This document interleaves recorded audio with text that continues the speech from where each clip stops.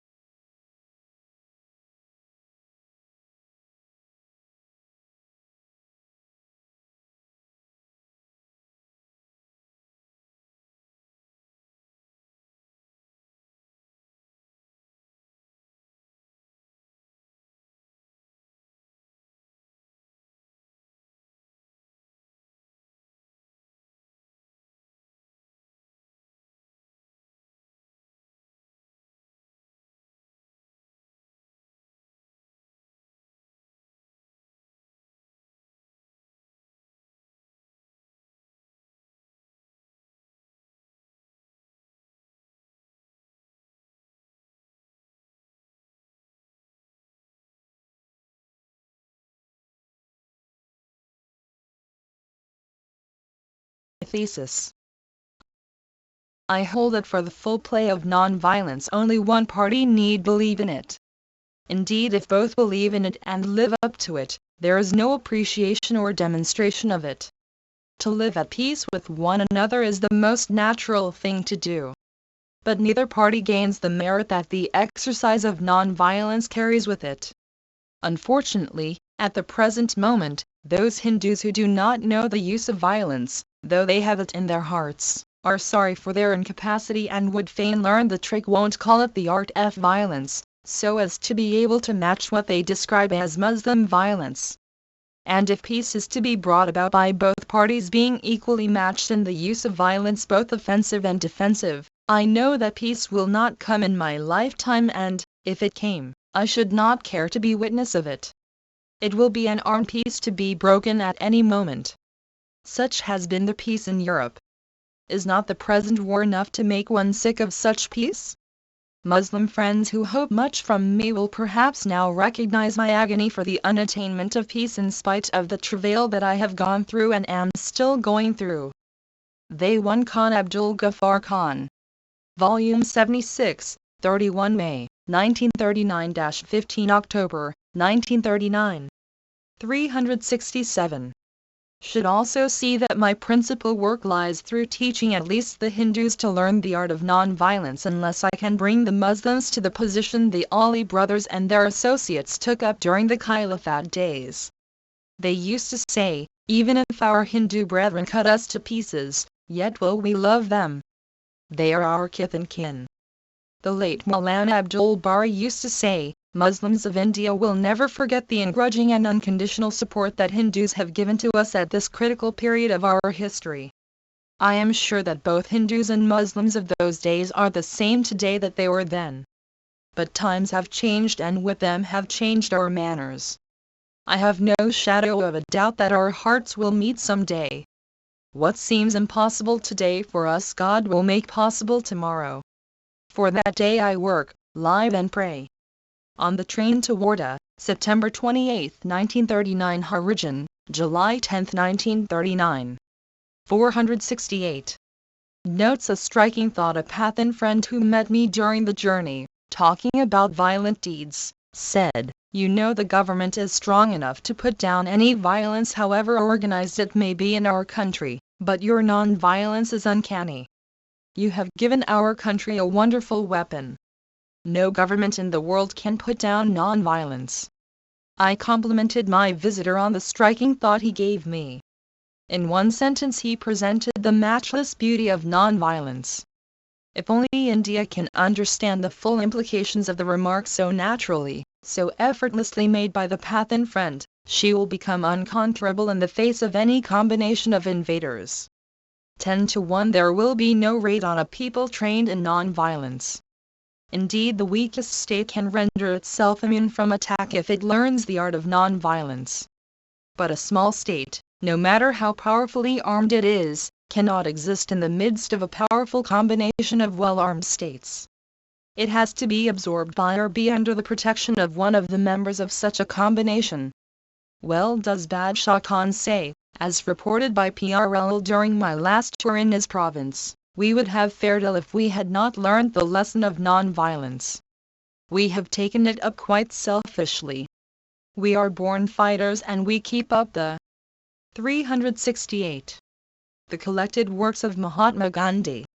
Tradition by fighting amongst ourselves. Once a murder takes place in a family or a clan, it becomes a point of honor to avenge it. There is no such thing generally as forgiveness among us. And so there is avenging and re-avenging and re-re-avenging. And thus the vicious circle never ends. This non-violence has come to us as a positive deliverance. What is true of the frontier province is true of all of us. Without knowing it, we move in the vicious circle of violence. A little reflection and corresponding practice should enable us to get out of the circle. Narsingar. The reader knows that at the invitation of the Dewan of Narsingar and with the consent of the Secretary of the Central India States Conference, I had sent Raikumari Amrit Kaur to inquire into certain allegations made against the state.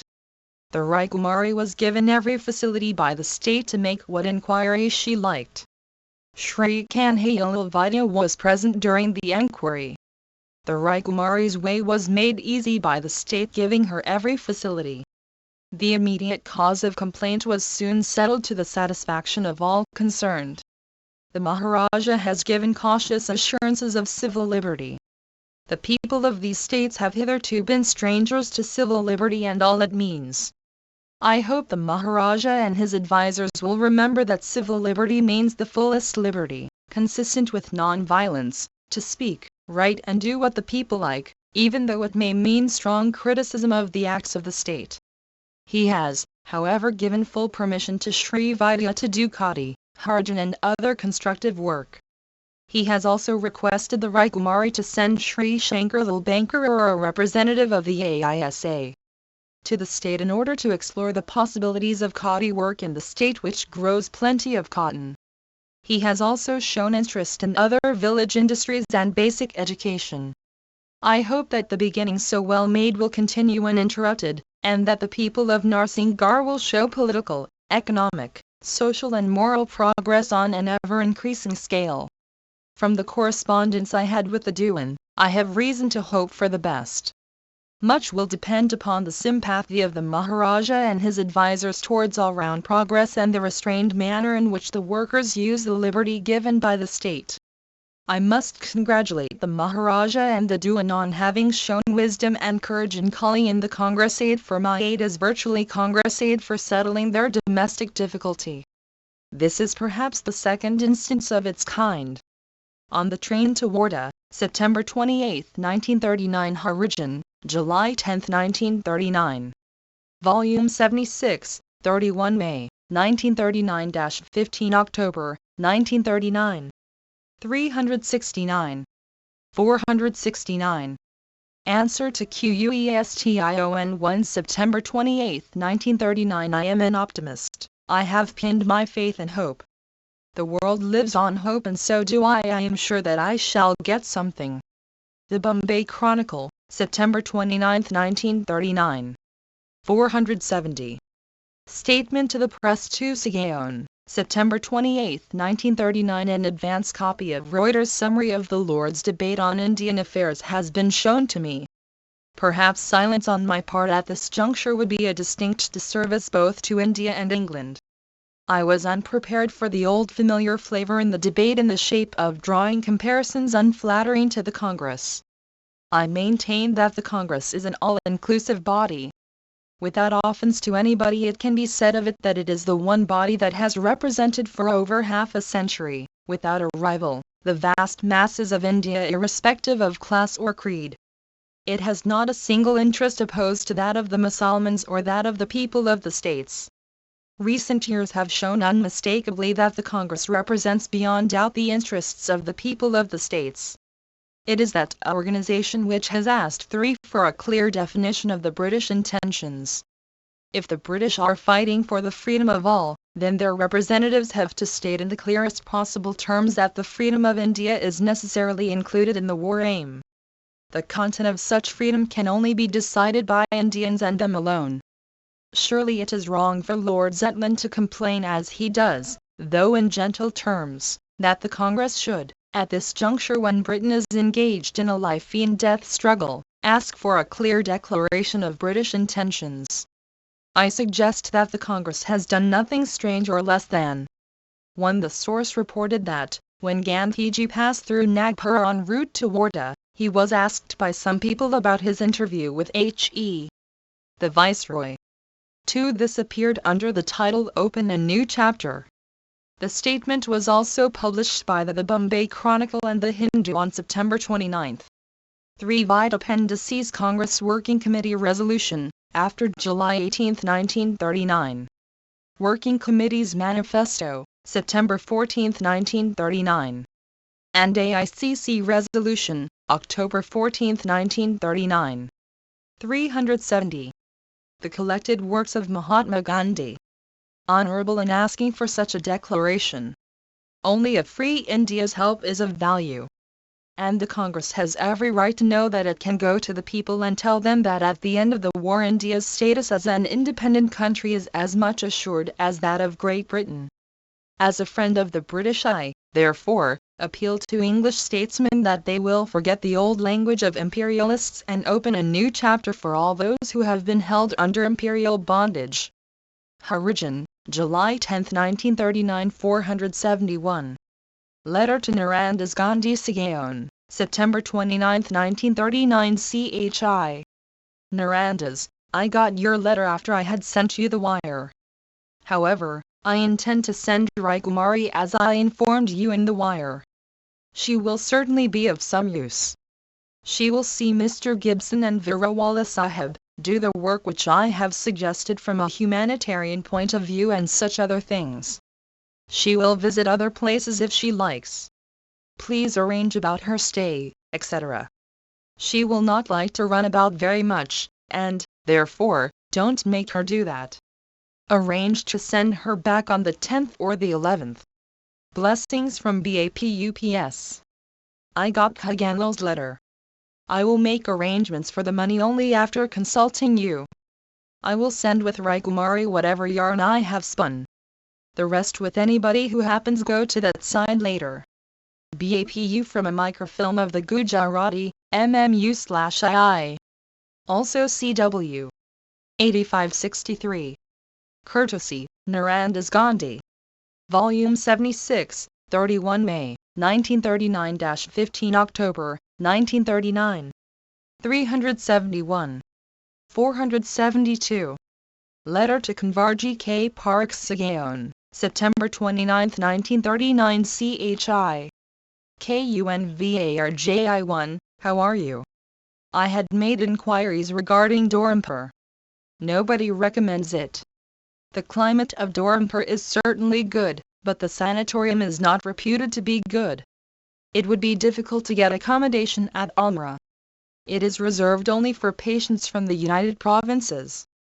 If you don't feel comfortable there, we can arrange something in Nagpur. Show this to Jagatam too and then write to me. Blessings from BAPU from a photostat of the Gujarati, SN. 9728 473. Letter to Manubin and Surendra Mashruwala Sigaon, Wardha, September 29, 1939 CHI. Manuti, Surendra, Ba gave me the news about Surendra's illness. How is he now? I could not reply to your letter. I am enclosing a letter one to Kanvarji. You will forward it to him, won't you? I will be going again to Delhi. Blessings from BAPU from a photostat of the Gujarati, CW. 1575. Courtesy, Manubin S. Mashruwala. One husband of Rami, Harilal Gandhi's daughter 2 Jagatam Vidya 1 Vide the preceding item. 372. The collected works of Mahatma Gandhi. 474. Letter to Amritlal Nanavati, September 29, 1939 CHI. Amritlal, there can be no post from Simla today. I therefore do now know what the position is. There is no letter from Vijaya. Shankar was to come. Why didn't he? Let him have his meal here tomorrow. I will talk with him at 11. Blessings from BAPU from a photostat of the Gujarati, GN. 10796. 475. Letter to Nirmala Gandhi Sagaon, September 29, 1939 CHI. Nirmu, I get no time to write to you. Ramdevji came to see me. He could not speak and broke down. Vidyavati too was present. All of them asked after you. I arrived here yesterday. I will be going to Delhi again on Sunday. Are the children all right? Ba told me that you had fallen ill. You ought to use a mosquito net. Ramdas and the children, all of you. Mosquito nets manufactured by the calico mills are good. Have you taken away the Gujarati general knowledge about health?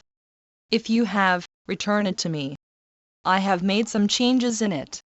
If you want another copy, I will send it on. I am not writing separately to Ramdas. Take this letter to be for both of you.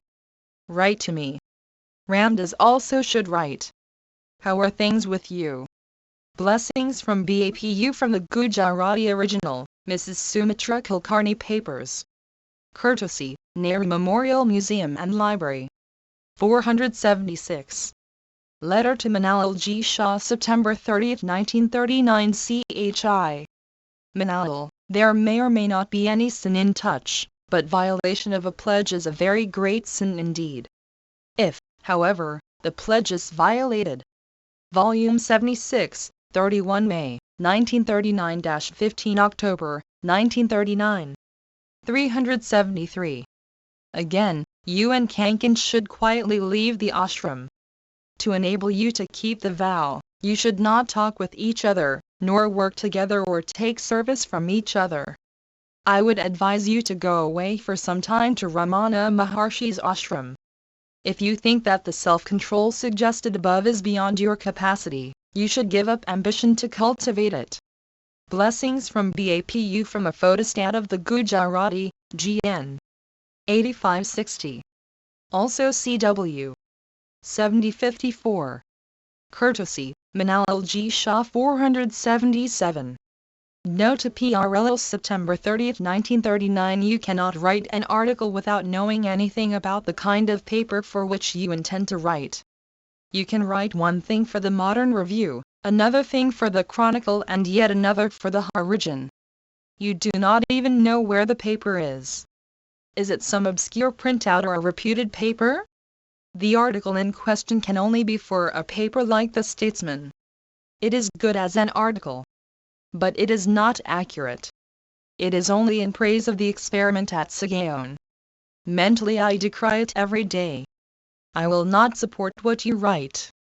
There is exaggeration in the article and, in avoiding the mention of the shortcomings of the people living at Sagaon, it has become wholly false. Anyone coming here with the impression gathered from that article would go back disappointed. Hence, so long as the other side too is not presented, it would be mere untruth. BAPU from the Gujarati original, PRL Papers. Nehru Memorial Museum and Library. Courtesy, Beladevi Nayar and Dr. Sushila Nayar. 374. The collected works of Mahatma Gandhi. 478. Telegram to GVG or JALE 1 September 1939, 2 received letter, wire. No right interfere your resolve. 3 May God guide you, keep your heart free from anger. From a copy, PRL Papers. Courtesy, PRL. 479. Notes. Thanks Sir Sarvepalli Radhakrishnan has made much of my 71st birthday.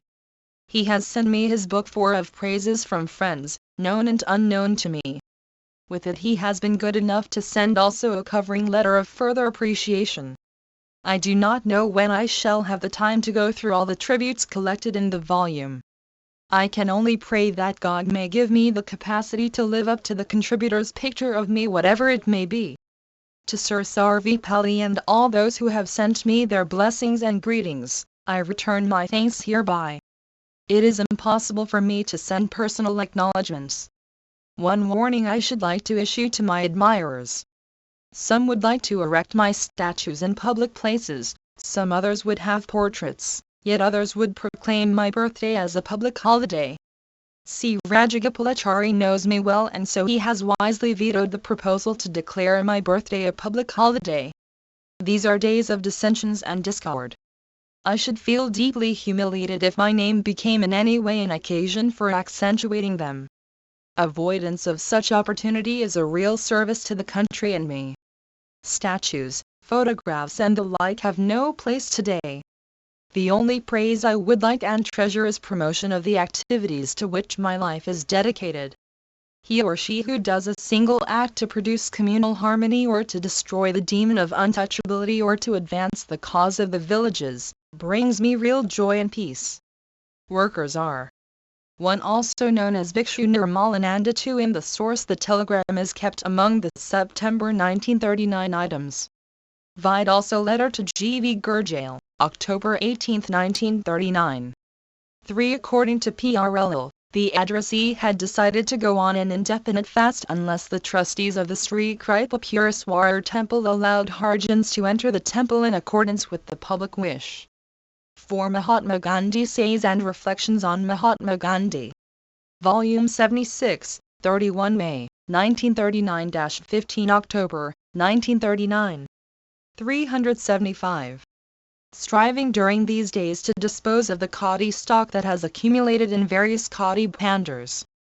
I can conceive no greater or more tangible blessing to me than to know that the whole of the surplus khadi stock was taken up by the people during the khadi week or fortnight misnamed after me. I am nothing without or apart from my activities. Further falsehoods I had the misfortune to remark the other day, one on the Sanatanist propaganda being supported by falsehoods. I have the following wires from Madura and Kumbakonam respectively. Srirangam temple being forcibly entered today. Armed Madura temple peons dispersing opposing orthodox worshippers. This is waging war during World War.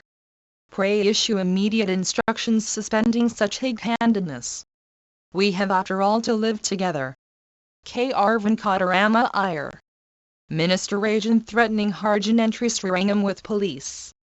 Pray interference to avoid bloodshed. Inform Rajiji. Kupusamy. Rajiji happened to be in Wardha when these wires were received.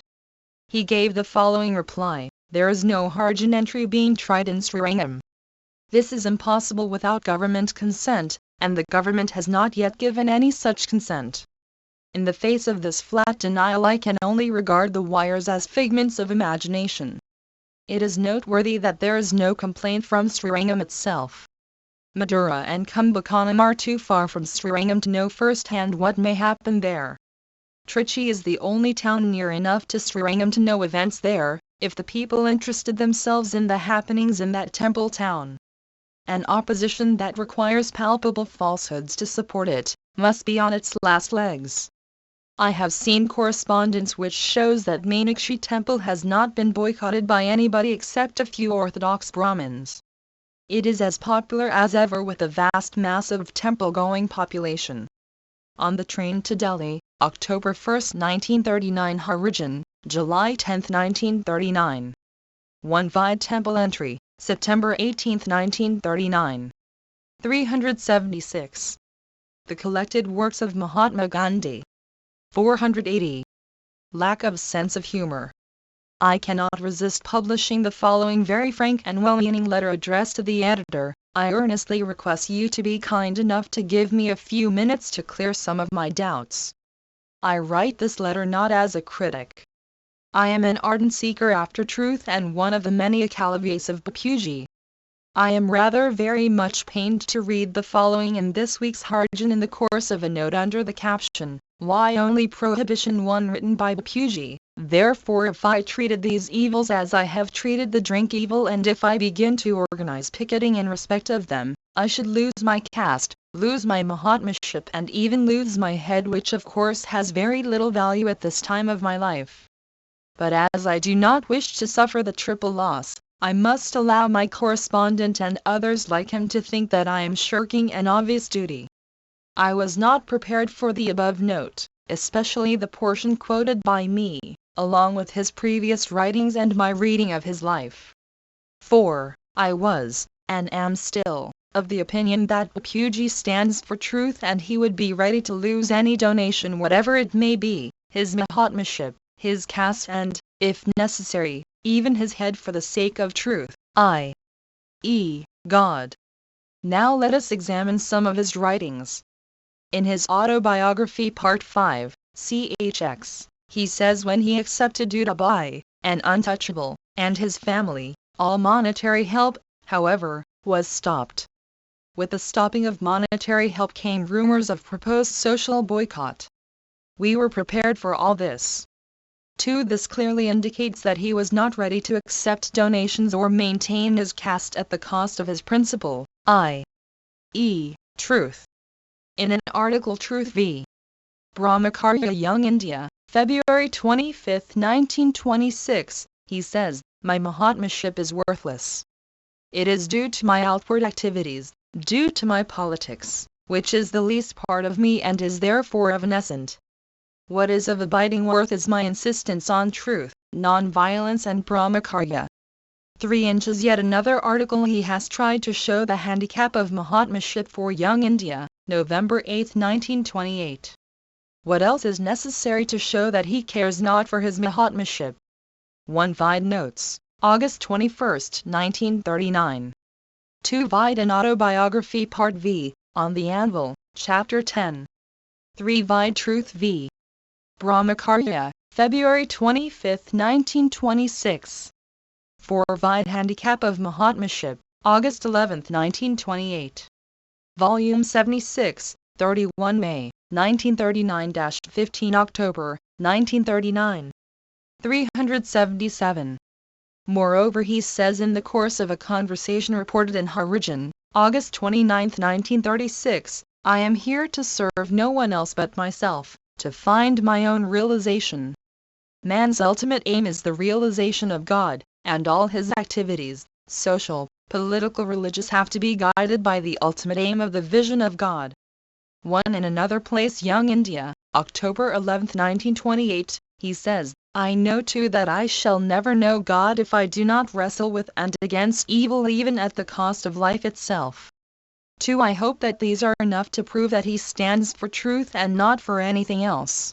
It may be perhaps that he does not recognize these evils, viz., gambling, race, cinema, etc., as such or so dangerous as the evil of drink or untouchability to lead an agitation against them, to wrestle with and against them at the cost of life itself. Anyhow, I am sure that there will be a number of readers of Harijan like me who will not be prepared to read a statement like this from the pen of Bapuji. Now I ask you, what does he stand for? For donations, caste, Mahatmaship, etc., at the cost of truth, or for truth at the cost of all these? Will you kindly refer this to Bapuji and correct the misunderstanding created by the above note? If the writer, who is manifestly a close student of my writings and is himself a schoolmaster, took seriously my note in Harijan about gambling, etc., there must be quite a number of other readers who too had the same doubts as the correspondent. The correspondent has quoted enough from my writings to enable him to know that the note was written in a humorous vein. But unfortunately many of us have no sense of humor. Therefore, in order to secure appreciation, humor evidently has to be boldly labeled as such. The reader should have known that by writing the note I had expressed my disapproval of cinemas, races, share market, gambling and the like. I had tried to show also that these vices were fashionable and therefore were not capable of being dealt with like prohibition. I claim to be a practical reformer. I know almost instinctively what vices are ripe for being publicly dealt with. Of course it may be that I lack the courage to tackle the others and cover my cowardice by pleading untimeliness. No man can get over his limitations beyond a point. But my correspondent has shown from my writings that at the time I had the courage to face unpopularity and loss of everything. Let those who might have been disturbed by my innocent note 1. Find a discussion with Maurice Friedman, on or before August 25, 1936. 2. Vide God is November 10, 1928. 378. The collected works of Mahatma Gandhi. Reassure themselves that I retain the same spirit as before to face difficulties and trials in the prosecution of public causes. Time has not weakened it in any way. It has, if possible, strengthened it. But I am humble enough to restrain my ambition and to feel thankful to God for what capacity He has vouchsafed to me for the service of the country and humanity. On the train to Delhi, October 1, 1939. Origin, October 14, 1939. 481. Letter to Govind Das Consul on the train, October 1, 1939. DEAR friend, I have just glanced through your production for 5 minutes.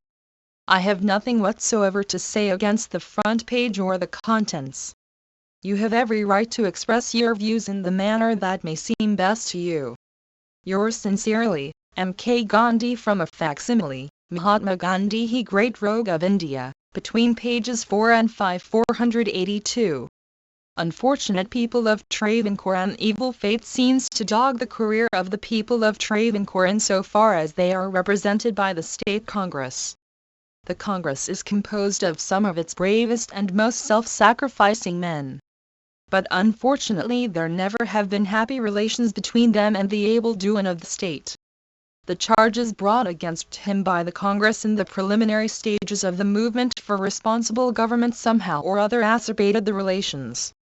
The framers of the charges, as I happen to know from personal conversations with them, honestly believed in them.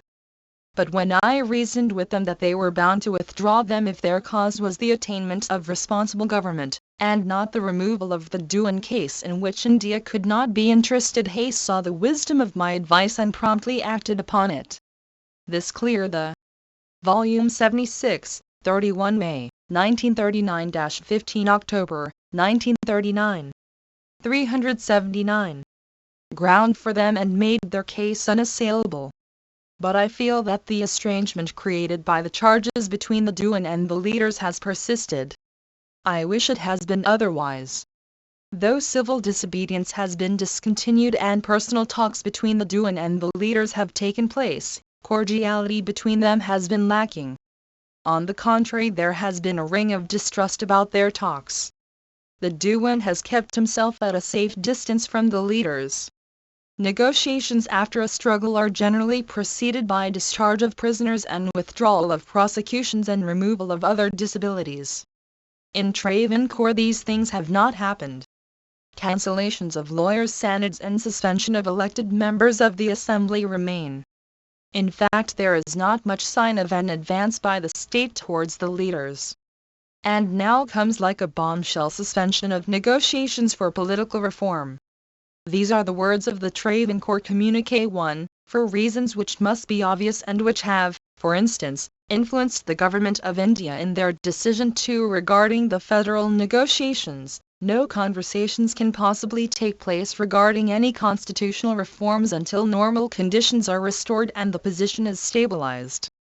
This is followed by the following minatory warning, with reference to the statement to the press issued by the President of the Travancore State Congress and his letter to the Dewan. Government wished to point out while they do not intend to curb or put a check upon ordinary activities of political organizations and while their ideas are unaltered as to consultations with political organizations and leaders as soon as conditions permit, they cannot possibly allow an organized scheme of agitation to be conducted at this juncture, in view of the present situation and especially the likelihood of increased unemployment owing to war conditions and the public excitement that may be caused by the situation regarding foodstuffs and other commodities. Such a scheme of agitation is bound to give rise to serious repercussions and results, and the government, who have a duty to protect the law-abiding inhabitants of the state, cannot possibly take the risks involved thereby, nor can they at present devote any attention to questions relating to constitutional demands. Government desire to warn the Travancore state.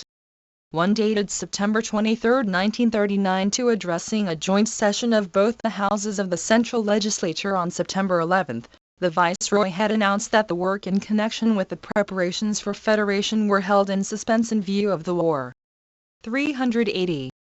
The collected works of Mahatma Gandhi. Congress and other organizations with similar program that they will be forced to take steps both under the ordinary law and under the Defense of Travancore Proclamation and rules for maintaining normal conditions and a peaceful atmosphere in the state.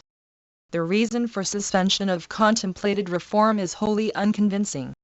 So far as I know, in no state has such suspension been thought necessary. Indeed, I venture to suggest that the offer of the states to the British government lacks the spirit assumed to be behind the aims of the Allies, viz., the saving of democracy for the world. The states' offer to be consistent with the time spirit has to carry with it the will and the cooperation of their people. This is clearly impossible if the people of the states do not feel that they are partners with the princes in the administration of the states. Viewed in this light, the grant to the people of the greatest measures of responsibility consistent with their own safety becomes a first-class war measure so far as the states are concerned. And who will say that the people of Travancore, where education has for years been given to the people on a liberal scale, are ready for shouldering the burden of managing their own affairs?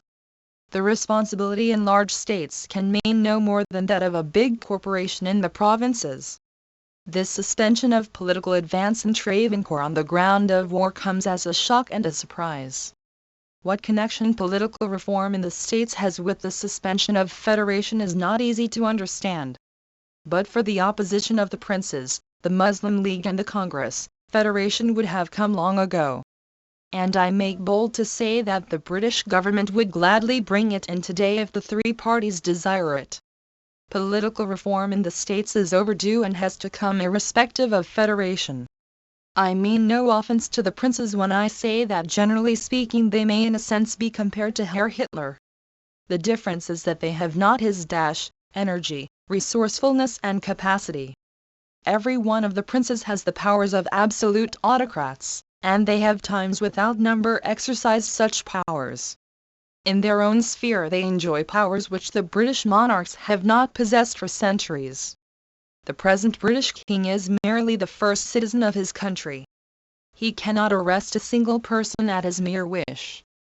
He cannot administer corporal punishment to a single person without coming like any other citizen under the law of the state. This severe limitation on the British monarchy is rightly the envy of the world. But every Indian prince is a Hilter in his own state. Volume 76, 31 May, 1939-15 October, 1939. 381. He can shoot his people without coming under any law. Hilter enjoys no greater powers. If I am not mistaken, the German constitution does impose some limits on the Führer. Great Britain's position as the self-constituted guardian of democracy is compromised so long as it has more than 500 autocrats as its allies. The princes will render Great Britain a real service when they can offer their services not as so many autocrats but as true representatives of their people. I venture, therefore, to suggest to Sir C.P. Ramaswamy Iyer, the distinguished constitutional lawyer that he is, that he has ill-served the people and the Prince of Travancore and the British government by suspending political reform and threatening the State Congress with dire consequences if it dares to carry on the contemplated agitation for political advance during these times. New Delhi, October 2, 1939. Harijan, July 10, 1939. 483. Letter to Amrit Kaur Birla House, Albuquerque Road, New Delhi, October 2, 1939. CHI. Amrit, this is just to send you love. We had a boisterous journey, crowds throughout. The Gwalior crowd was the worst. I was calm. I had to take care of my silence. You must not overstrain yourself. I have gone through most of the letters in the file. One Majid must have come. I trust the other files are being looked into. The mail received up to Monday, i.e., of 2 days, could have been dispatched. Blessings from BAPU from the original, CW. 3937. Courtesy, Amrit Kaur. Also GN. 7246. 1. The rest of the letters in Hindi. 382. The collected works of Mahatma Gandhi. 484. Message to British People 1 October 3, 1939. It will be a very serious tragedy in this tragic war if Britain is found to fail in the very first test of sincerity of her professions about democracy. Do those declarations, or do they not, include the full freedom of India according to the wishes of her people? This is a very simple and elementary question asked by the Congress. The Congress has the right to ask that question. I hope that the answer will be as it is expected by the Congress and, let me say, all those who wish well by Great Britain. The Hindu, April 10, 1939. 485. Cable to Agatha Harrison. New Delhi. October 5, 1939. Agatha Harrison to C. Ranborne Court, Albert Bridge Road, London. RECEIVED 2. Have. Written. Regularly. Airmail. Unhopeful. Gandhi. From a photostat, GN. 1512. 486. Letter to Manilal and Sushila Gandhi on the train to Wardha, October 6, 1939 CHI. Manilal and Sushila, I have Sushila's letter. No matter what happens and how it happens, we must patiently and cheerfully bear it and do our duty. The letter format is enclosed. Knowing that my Diwali greetings may not reach you with this, I intend to send a few words by cable. 1. This was sent through the Manchester Guardian correspondent in India. 2. The reference is to the addressee's cable GN. 1511, of September 30th, which read, My birthday wish is increased strength your peace work for India and world.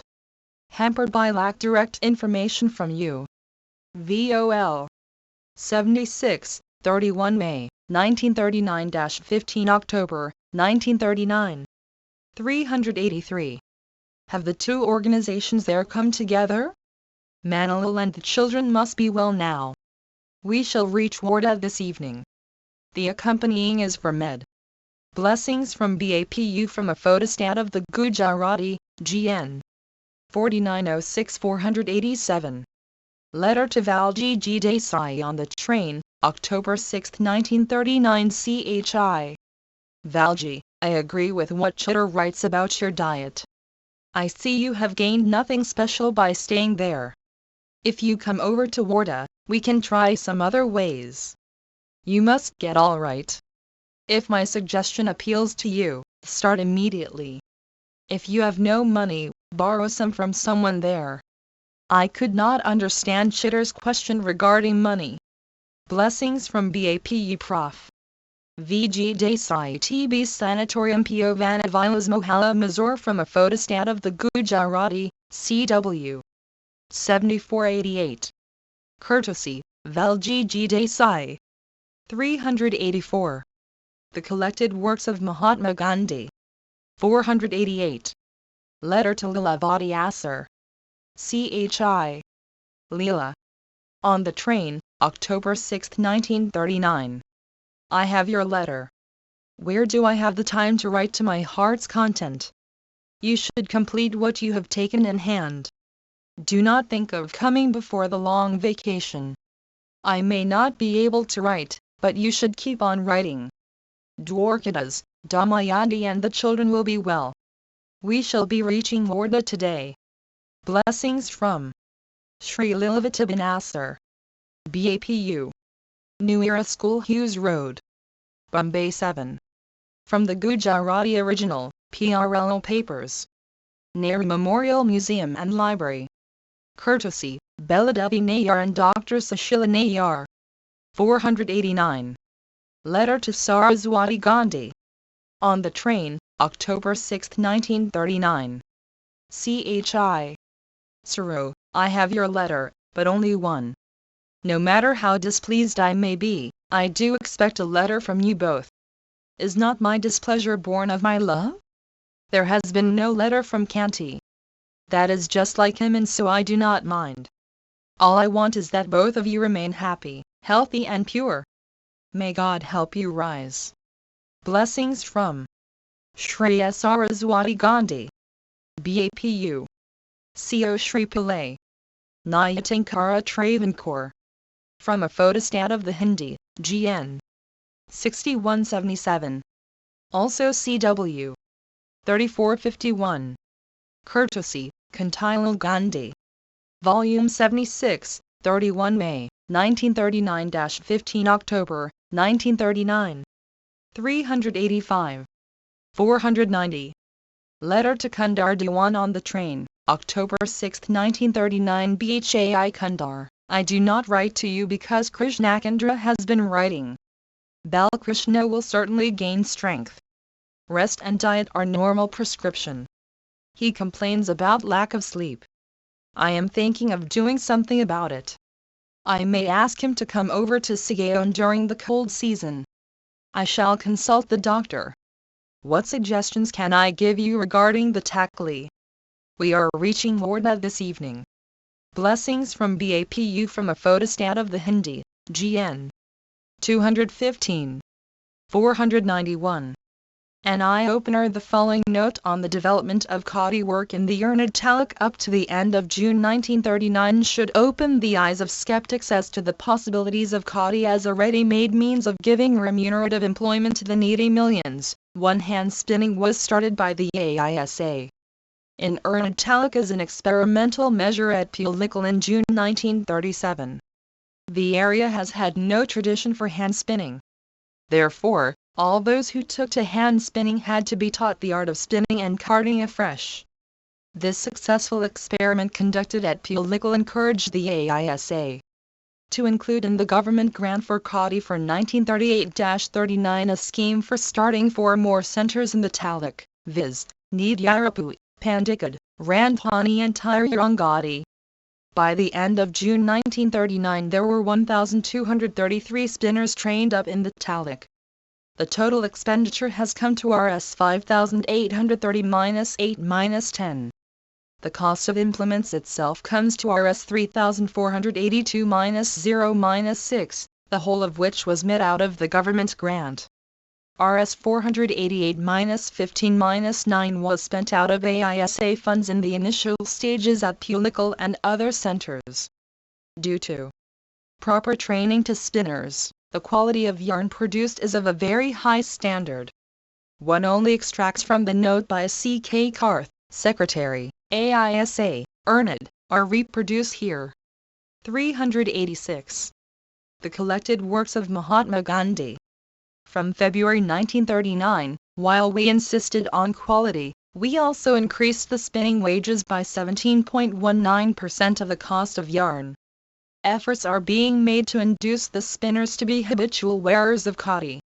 To facilitate this work, yarn deposits are collected from each spinner. Khadi at nearly cost price is being issued to spinners in exchange for yarn thus deposited. A khadi weaving center is being started at Tirangadi. There is still a demand from different places for introduction of hand spinning. A separate scheme for further development of khadi work in the Taluk has been submitted as part of the scheme of utilization of the government grant for 1939-40. Harijan, July 10, 1939 492. Letter to Amrit Kaur Sigaon, October 7, 1939 My dear Amrit, I missed you last night. But I was glad to learn that you had gone to fulfill your mission. 1. You will keep your health in proper order and condition. I found the papers in extraordinarily good condition. You will leave there on 11th instant and report yourself in Sigaon on 13th. Of course a car will await you at the station. More from Mahadov. Love. BAPU from the original, CW 3660. Courtesy, Amrit Kaur. Also GN 6469. 1. The reference seems to be to her visit to Morbi.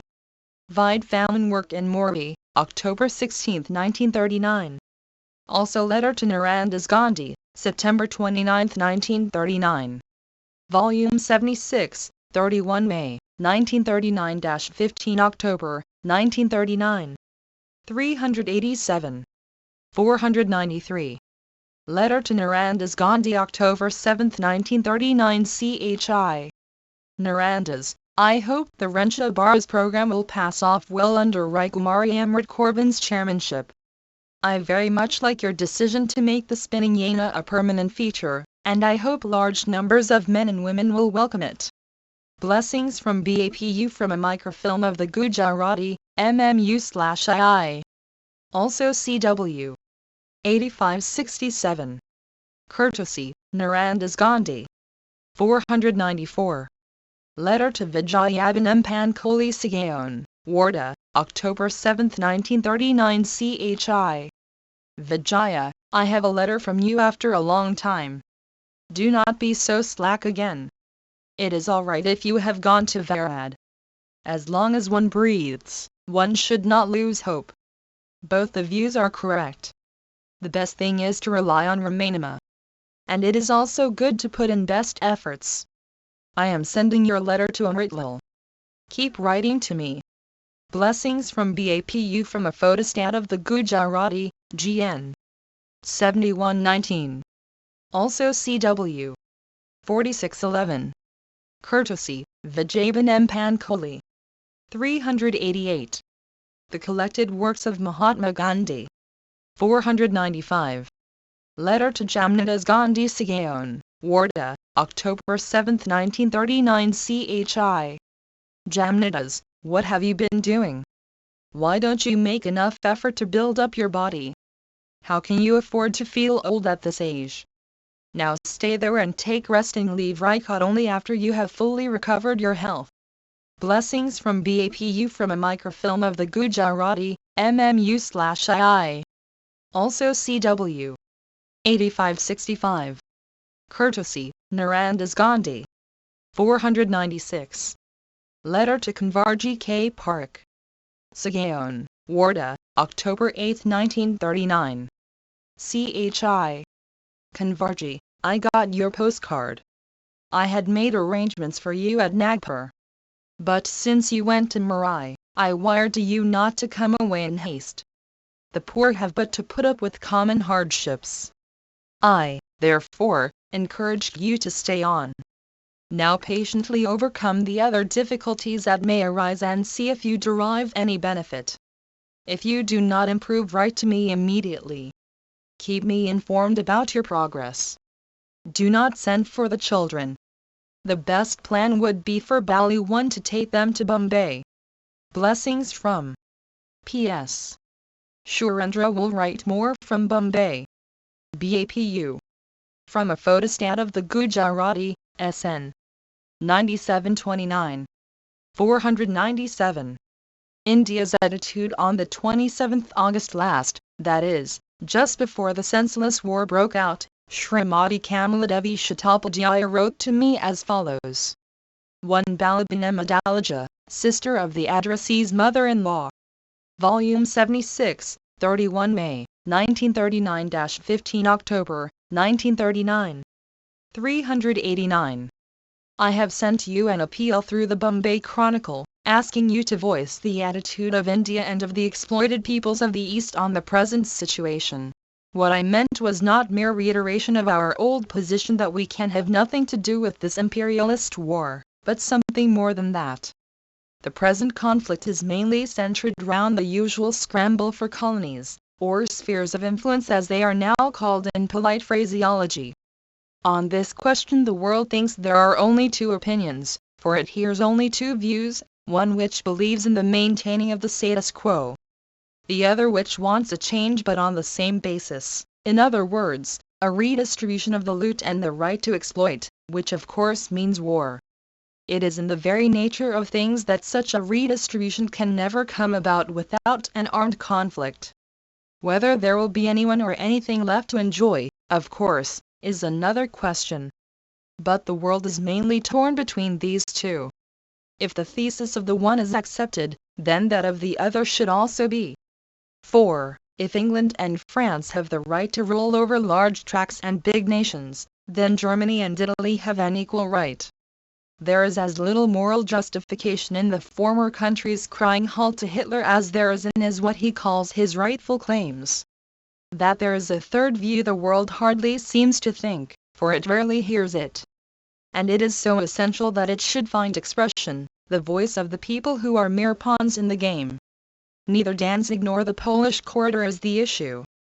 The issue is the principle on which the whole of this present Western civilization is based. The right of the strong to rule and exploit the weak. Therefore it is centered round the whole colonial question, and Hitler and Mussolini are never tired of reminding the world of that. And that is exactly the reason why England has raised the cry of the empire in danger. This question therefore vitally concerns all of us. We are against the status quo. We are fighting against it for we want a change in it. But our alternative is not war, for we know that the real solution does not lie there. We have an alternative to offer which is the only solution of this horrible muddle and the key to future world peace. It is this which I would like to be placed before the world. It may seem today like a cry in the wilderness. Still we know that it is the voice which will ultimately prevail. And it is those hands which seem so feeble before these mailed fists that will finally reshape a battered humanity. You are eminently fated to give voice to it. India has, I think, a peculiar place today in the colonies of the world. It has both a moral prestige and organizational strength enjoyed by few colonies. The others look to it for a lead in many matters. It has already shown to the world a superior technique. 390.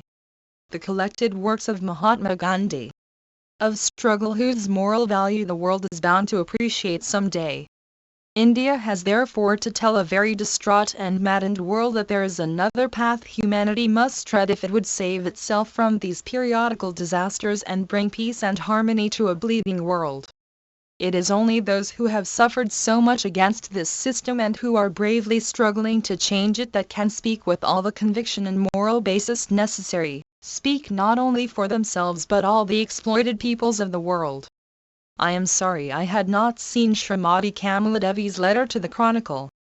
Try as I will, I simply cannot do adequate justice to the reading of newspapers. The letter then remained on my file for want of time to deal with it. But I think delay has not affected the object of her letter. Perhaps this is the psychological moment for me to express what is or should be India's attitude. I agree with Kamaladevi's analysis of the motives of the parties to the war. Both are fighting for their existence and for the furtherance of their policies. There is, however, this great difference between the two. However incomplete or equivocal the declarations of the Allies are, the world has interpreted them to mean that they are fighting for saving democracy. Herr Hitler is fighting for the extension of the German boundaries, although he was told that he should allow his claims to be submitted to an impartial tribunal for examination. He contemptuously rejected the way of peace or persuasion and chose that of the sword. Hence my sympathy for the cause of the Allies. But my sympathy must not be interpreted to mean endorsement, in any shape or form, of the doctrine of the sword for the defense even of proved right. Proved right should be capable of being vindicated by right means as against the rude, that is, sanguinary, means. Man may and should shed his own blood for establishing what he considers to be his right. He may not shed the blood of his opponent who disputes his right. India as represented by the Congress has been fighting in order to prove her right, not by the sword but by the non-violent method. And she has carved out for herself a unique place and prestige in the world, although she is yet far, and us hope, not very far from the independence of her dream. Her novel method has evidently struck the imagination of the world. It has the right to expect India to play a decisive part in this war, which no people of the world have wanted, by insisting that the peace this time is not to be a mockery designed to share among the victors the spoils of war and to humiliate the vanquished. Jawaharlal Nehru, who has a right to speak for the Congress, has said in stately language that the peace must mean freedom for those who are held in bondage by. Volume 76, 31 May, 1939-15 October, 1939. 391. the imperialist powers of the world. I have every hope that the Congress will also be able to show the world that the power the armaments give to defend right is nothing compared to the power that non-violence gives to do the same thing, and that too with better show of reason. Armaments can show no reason, they can make only a pretense of it. Sagayon, October 9, 1939. Origin, October 14, 1939. 498. Tweedledum and Tweedledee in dealing with the situation in Travancore last week when I omitted to refer to the controversy between the Duan and the State Congress as to the source of the information on the basis of which I had wired to the Duan, hoping that his notice did not ban the conference that was to be held in Travancore by the State Congress. Sri Thanupalai had said that neither he nor any other member of the State Congress was responsible for suggesting that there was any ban. He could not, therefore, say that my telegram to the Duan was based on such information. In saying this he was quite correct. As a matter of fact, however, my wire was certainly based upon the information contained in Sri Verghese's Wire 3. But there was no suppression of fact by Sri Verghese. Sri Thanupalai made his position clear in his letter to the Duan dated the 23rd ultimo thus, in the letter under reference, government seemed to disbelieve my statement that no one from the State Congress informed Gandhiji that there was a ban on the conference. Your contention is at best an inference from a telegram from Gandhiji, while my assertion is confined to facts within my knowledge. The following is the substance of the government communiqué as communicated by wire to Gandhiji by the chairman of the reception committee. Government sprung surprise in issuing press note this noon in view outbreak war state of emergency arisen necessitating measures safeguarding public peace and avoiding incidents likely creating public excitement or large concourses. Regarding conference preparations being made for processions and demonstrations and as large crowd may gather at conference, government in public interest call upon conference organizers and 1. Vide unfortunate people of Travancore, February 10, 1939. 2. Vide telegram to C.P. Ramaswamy Iyer, May 9, 1939. 3. Vide statement to the press, April 4, 1939. 392. The collected works of Mahatma Gandhi. All political or other organizations in the state to postpone or stop assemblages at present juncture and until further notice. Gandhiji might have taken the government communiqué calling upon the organizers of the conference and all political or other organizations to postpone or stop such assemblages at the present juncture and until further notice as virtually amounting to prohibiting all meetings and processions. If government still persists in their contention that the State Congress misled Gandhiji, they should in fairness substantiate it. The language according to the Travancore legal form may not mean a ban. I could give it no other meaning. Whether it was technically a ban or not, its effects was that the Congress authorities felt obliged to cancel processions and the other demonstrative part of their program. If, therefore, there is any difference between the language used by the Duan and the government communiqué and a ban, it is the same that exists between Tweedledum and Tweedledee. It is also suggested that the communiqué had to be issued because of objections taken to the holding of the conference. Why should a big organization be prevented from functioning properly merely because somebody objects to it so doing? I can only appeal to the Duan not to harass the leaders of the State Congress beyond the point of endurance. They should not be made useless even for constructive constitutional activities. This is their humble program. This conference resolves that the immediate program of the State Congress will be 1. Intense, systematic and countrywide propaganda for educating the people on the issue of responsible government. 2. The strengthening of the State Congress organization throughout the state and putting the same on self-reliant and permanent foundations.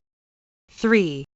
Real and effective mass contact through a carefully planned program, emphasizing a mass literacy campaign, Khadi and Swadeshi and prohibition. 4. Establishment of a permanent volunteer and Desh Savika service. 5. Opening of centers or camps for a minimum period of training for workers in the various programs outlined above. In order to leave no room for doubt, this conference has to point out that the above program will be wholly constitutional, and that the State Congress has no intention of creating a conflict with government in the prosecuting of the above program. The object of the above program is to make the constitutional demand of the people irresistible. They do not ask for immediate responsible government. Surely they have every right to educate the people along the lines of Volume 76, 31 May, 1939-15 October, 1939. 393. Responsible Government. It should be a proud day for the Travancore Maharaja and for his people when it can be said of the latter that by patient and quiet training they made themselves fit to shoulder the responsibility of managing the affairs of their state. Sagaon, October 9, 1939. Harijan, October 14, 1939. 499. A minister's dream. If you can give a message or direction to the provincial governments and the people to see that spinning and weaving are made compulsory for boys and girls in all the schools, I have no doubt that within a short time the children of schools will be wearing cloth made by themselves. This will be the first step. I have not lost faith in your ideals, and I am hoping to see that each home will make its own cloth and each village will become self-sufficient not only with regard to cloth but also every other article of necessity under your village industries scheme and education scheme. I believe with you that real Swaraj in this land can be established only when the budget of the villager is balanced alongside of the budget of the provincial government or that of the government of India, which is brought about by artificial adjustments and manipulations generally. Thus writes a Congress minister. If I had the powers of an autocrat, I would certainly make hand-spinning compulsory in at least the primary schools. A minister who has the faith should do so. There are several useless things made compulsory in our schools. Why should not this most useful art be made compulsory? But nothing can be made compulsory in a democratic system, if it is not widely popular. Thus compulsion in democracy is only so called. It removes laziness, it does not force will. Such compulsion is an educative process. I suggest a milder preliminary course. Let there be prizes given to the best spinner. This competition will induce many if not all to take part in it. No plan will succeed if the schoolmasters themselves have no faith in it. If basic education is accepted by the provincial governments, hand-spinning and the like is not merely part of the curriculum, it is the vehicle of education. If basic education takes root, khadi surely becomes universal and comparatively cheap in this afflicted land of ours. Sagaon, October 9, 1939. Harijan, October 14, 1939. 394. The collected works of Mahatma Gandhi. 500. The Unbridgeable Gulf. The following letter comes from a friend, in the Harijan dated September 30, 1939, on page 1. At the end of your article 1, you write, "Speed is not the end of life. Man sees more and lives more truly by walking to his duty." And then you subscribe, "On the train to Simla." I am surprised that, with all the fund of humor you possess, you could not see how the words "on the train to Simla" pointed the finger of ridicule to the statement "man sees more and lives more truly by walking to his duty." Time was when this friend used to believe in my method and was a valuable supporter. Somehow or other I have now fallen from grace. He should have had no difficulty in following the rich humor behind the writing which he exposes to ridicule. But I must deprive the ridicule of its sting by informing my friend that I was in my senses when I wrote the note referred to. I might easily have avoided the exact place where it was penned. But I wanted to add point to my remark and to discover to the reader the vast gulf that separates me from my ideal. Let the waverers take heart from the fact that though my note containing the flat contradiction of the ideal has provided my friend with mirth, I have got the credit for trying my best to live up to the ideals I may profess. If I am to make an ever-increasing approach to my ideal, I must let the world see my weaknesses and failures so that I may be saved from hypocrisy, and so that even for very shame I would try my utmost to realize the ideal. The contradiction pointed out by the friend also shows that between the ideal and practice there always must be an unbridgeable gulf. The ideal will cease to be one if it becomes possible to realize it. The pleasure lies in making the effort, not in its fulfillment. 4. In our progress towards the goal we ever see more and more enchanting scenery. Coming, however, to the friend's jibe, let me tell him and the reader that I could pen those lines because it is never a pleasure to me to travel by motor or rail or even a cart. It is always a pleasure to walk. Nor should I mind in the least if every rail was removed and men, except the sick and the maimed, had to walk to their businesses. I can not only imagine but am working for a civilization in which possession of a car will be considered no merit and railways will find no place. It would not be for me an unhappy event if the world. 1. Wide is India a military country, September 25, 1939. Volume 76, 31 May, 1939-15 October, 1939. 395. Became once more as large as it used to be at one time. Hind Swaraj was written in 19,091. Since then it has undergone many editions and has been translated in many languages of the world. I was asked last year by Srimati Sophia Wadia to write a foreword too for the edition that she was bringing out. I had the pleasure, therefore, of having to reread it carefully. The reader may know that I could not revise a single idea. I had no desire to revise the language. It is a fair translation of the original in Gujarati. The key to understand that incredibly simple, so simple as to be regarded foolish booklet is to realize that it is not an attempt to go back to the so-called ignorant, dark ages. But it is an attempt to see beauty in voluntary simplicity, poverty and slowness. I have pictured that as my ideal.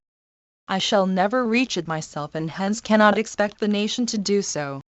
But the modern rage for variety, for flying through the air, for multiplicity of wants, etc., have no fascination for me. They deaden the inner being in us. The giddy heights which man's ingenuity is attempting, take us away from our Maker who is nearer to us than the nails are to the flesh which they cover. Therefore even whilst I am travelling at the rate of 40 miles per hour, I am conscious that it is a necessary evil, and that my best work is to be done in little Sigaon containing 700 souls, and in the neighbouring villages to which I can walk. But being a highly practical man I do not avoid railway travelling or motoring for the mere sake of looking foolishly consistent. 3. Let the reader know that during the Hurricane Harjan tours for that Thakur Bappa had arranged for me I had gently suggested to him that I would like to do the whole of the year's tour on foot. He would not listen. And we had violent demonstrations during the tour. Twice or oftener we escaped serious injury and it might have been even death. When we reached Puri 5, there was fear of bloodshed. So I put my foot down and insisted on performing the remaining pilgrimage on foot. Thakur Bappa readily consented. 6. Well, the demonstrators who were prepared only for 1. The source, however, has 1908.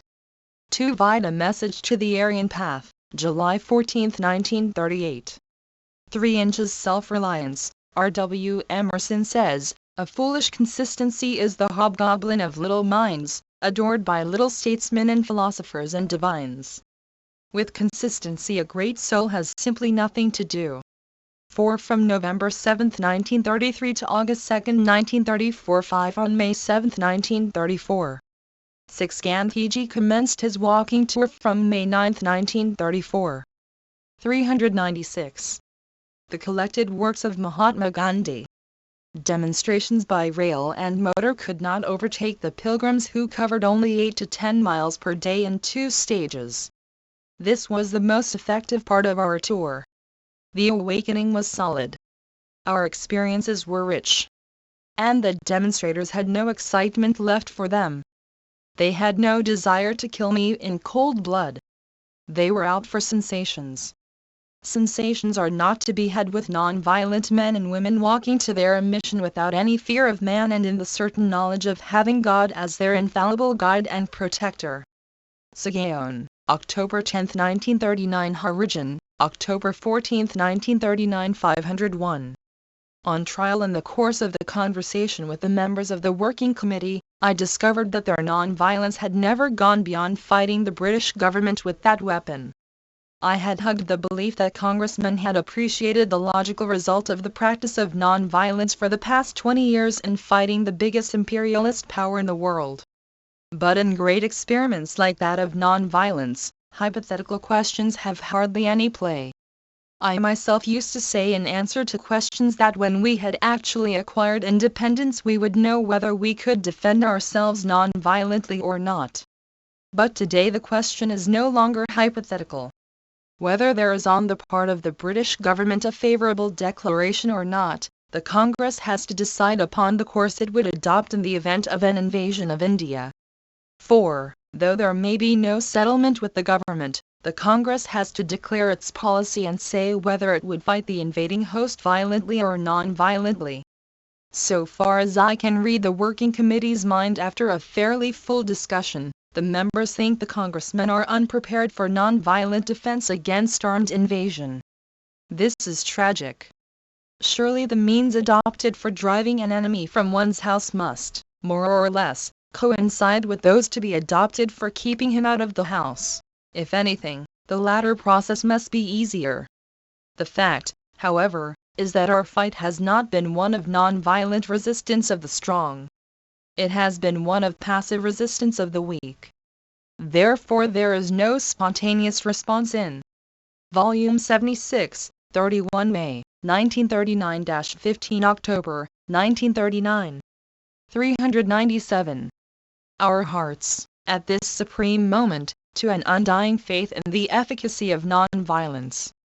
The Working Committee, therefore, wisely said that they were not ready for the logical step.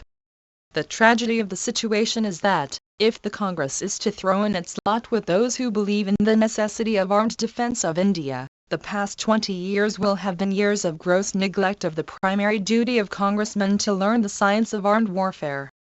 And I fear that history will hold me, as the general of the fight, responsible for the tragedy. The future historian will say that I should have perceived that the nation was learning not non-violence of the strong but merely passivity of the weak, and I should have, therefore, provided for congressmen's military training. Being obsessed with the idea that somehow or other India will learn true non-violence, it would not occur to me to invite my co-workers to train themselves for armed defense. On the contrary, I used to discountenance all swordplay and the display of stout laudis. Nor am I even now repentant for the past. I have the unquenchable faith that, of all the countries in the world, India is the one country which can learn the art of non-violence, that if the test were applied even now, there would be found, perhaps, thousands of men and women who would be willing to die without harboring malice against their persecutors. I have harangued crowds and told them repeatedly that they might have to suffer much, including death by shooting. Did not thousands of men and women brave hardships during the Salt campaign equal to any that soldiers are called upon to bear? No different capacity is required from what has been already evinced, if India has to contend against an invader. Only it will have to be on a vaster scale. One thing ought not to be forgotten. India unarmed would not require to be destroyed through poison gas or bombardment. It is the Maginot Line that has made the Siegfried Line necessary, and vice versa. Defense of India by the present methods has been necessary because she is an appendage of Britain. Free India can have no enemy. And if her people have learned the art of saying resolutely no and acting up to it, I dare say, no one would want to invade her. Our economy would be so modelled as to prove no temptation for the exploiter. But some congressmen will say, apart from the British, India has so many martial races within her border that they will want to put up a fight for the country which is as much theirs as ours. This is perfectly true. I am, therefore, talking for the moment only of 398. The collected works of Mahatma Gandhi. Congressmen. How would they act in the event of an invasion? We shall never convert the whole of India to our creed unless we are prepared to die for it. The opposite course appals me. Already the bulk of the army is manned by the Musalmans of the north, Sikhs and Gurkhas. If the masses of the south and the centre wish to become militarized, the Congress, which is supposed to represent them, will have to enter into competition with them. The Congress will then have to be party to an enormous military budget. There may be all these things without the Congress consent. It will make all the difference in the world whether the Congress is party to them or not. The world is looking for something new and unique from India. The Congress will be lost in the crowd if it wears the same old outworn armor that the world is wearing today. The Congress has a name because it represents non-violence as a political weapon par excellence. If the Congress helps the Allies as a representative of non-violence, it will give to the Allied cause a prestige and a power which will be invaluable in deciding the ultimate fate of the war. But the members of the Working Committee have honestly and bravely not made the profession of such non-violence. My position is, therefore, confined to myself alone. I have to find out whether I have any fellow traveler along the lonely path. If I am in the minority of one, I must try to make converts. Whether one or many, I must declare my faith that it is better for India to discard violence altogether even for defending her borders. For India to enter into the race for armaments is to court suicide. With the loss of India to non-violence, that last hope of the world will be gone. I must live up to the creed I have professed for the last half a century and hope to the last breath that India will make non-violence her creed, preserve man's dignity, and prevent him from reverting to the type from which he is supposed to have raised himself. Sagaon, October 10, 1939. Origin, October 14, 1939. Volume 76, 31 May, 1939-15 October, 1939. 399. 502. Letter to Shivabai G. Patel. Sagaon, Wardha, October 10, 1939. CHI. Shivabai, I have your letter. You seem to have done good work. Blessings from Gujarati Bapuni Ashrami Kilavani, pages 70. BAPU. 503. Letter to Sushila Nayar, October 10, 1939. CHI. Sushila, all the way through I kept thinking of you. Why am I not able to make you understand my point? Maybe my love is imperfect or, which is the same thing, impure. It is acceptable to me that you have come to me for my sake and you are going to stay also for the same reason. But those who come only for my sake also do my work, and at times there is separation. But that is only for the sake of my work, not otherwise. This much in brief. Your interpretation of it has no place in it. You will be well. Blessings from BAPU from the Hindi original, PRL papers.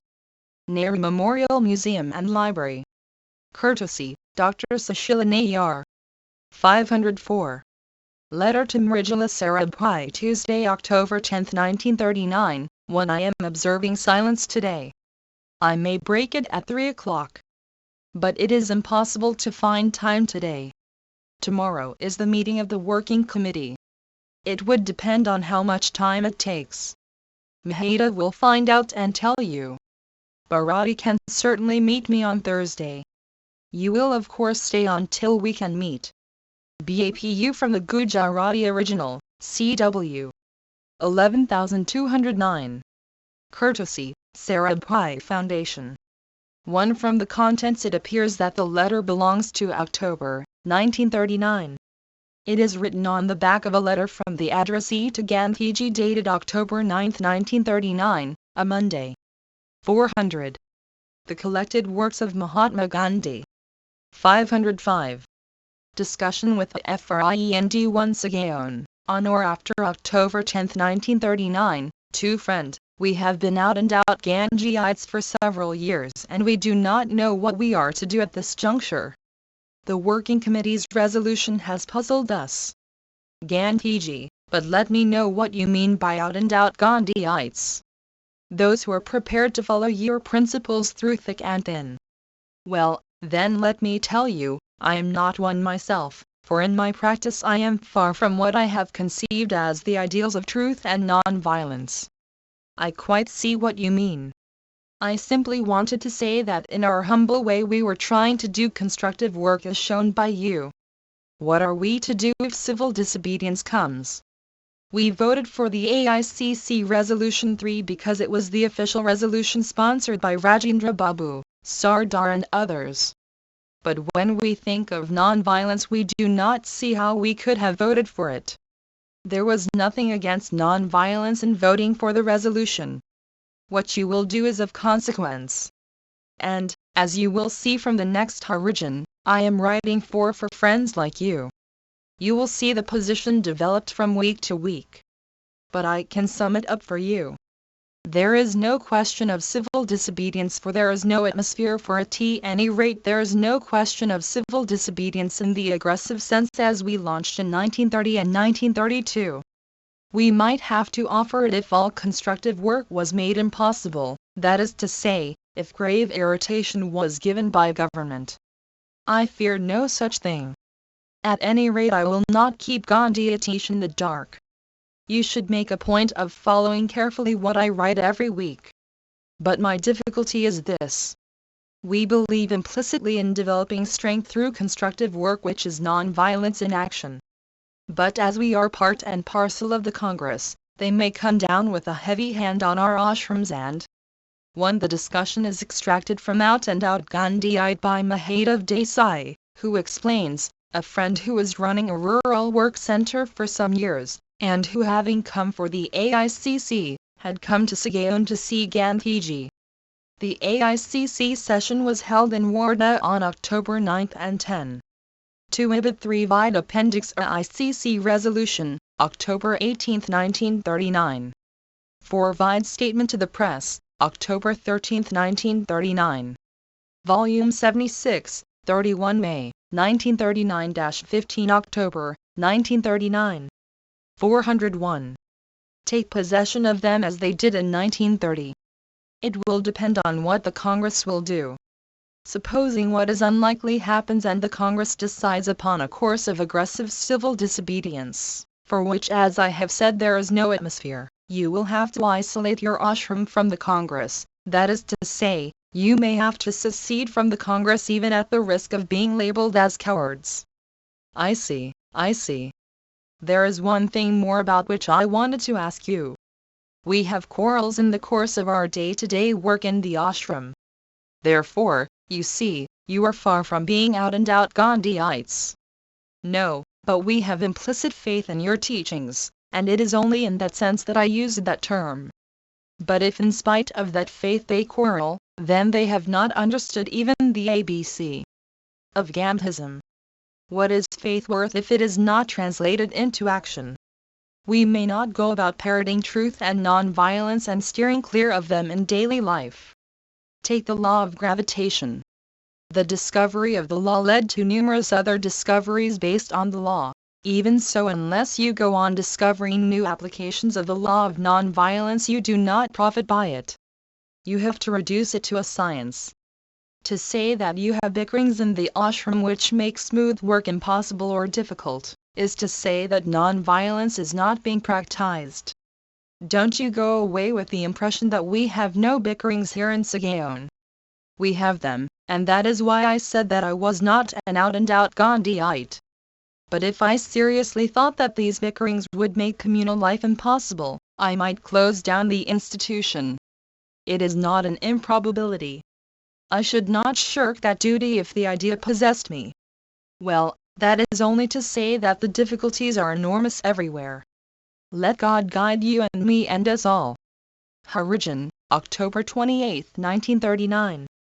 402. The Collected Works of Mahatma Gandhi. 506. Letter to Haribhau G. Phatak Sagaon, October 12, 1939. My dear Haribhau, you have done well in writing as you have. What TIG1 told you is an old complaint.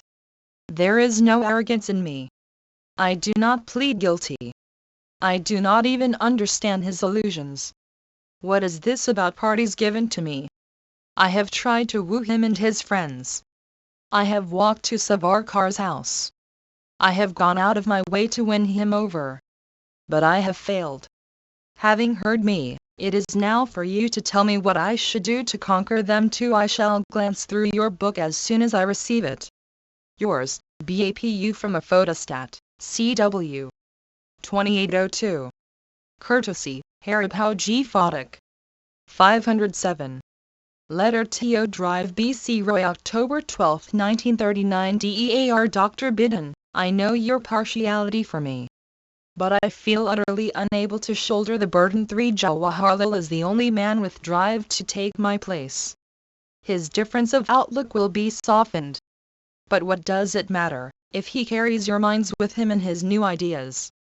We shall not get a more open and sincere man than Jawaharlal with his driving power. Make therefore what use you can of me through him. I have hitherto influenced the country through the committee. Now I must do so to the extent that I influence Jawaharlal. Don't you agree? From the manuscript of Mahadev Desai's diary. Courtesy, Narayan Desai. 1 Presumably N.C. Kelkar. This honorific was also given to V.D. Savarkar, President of the Hindu Mahasabha.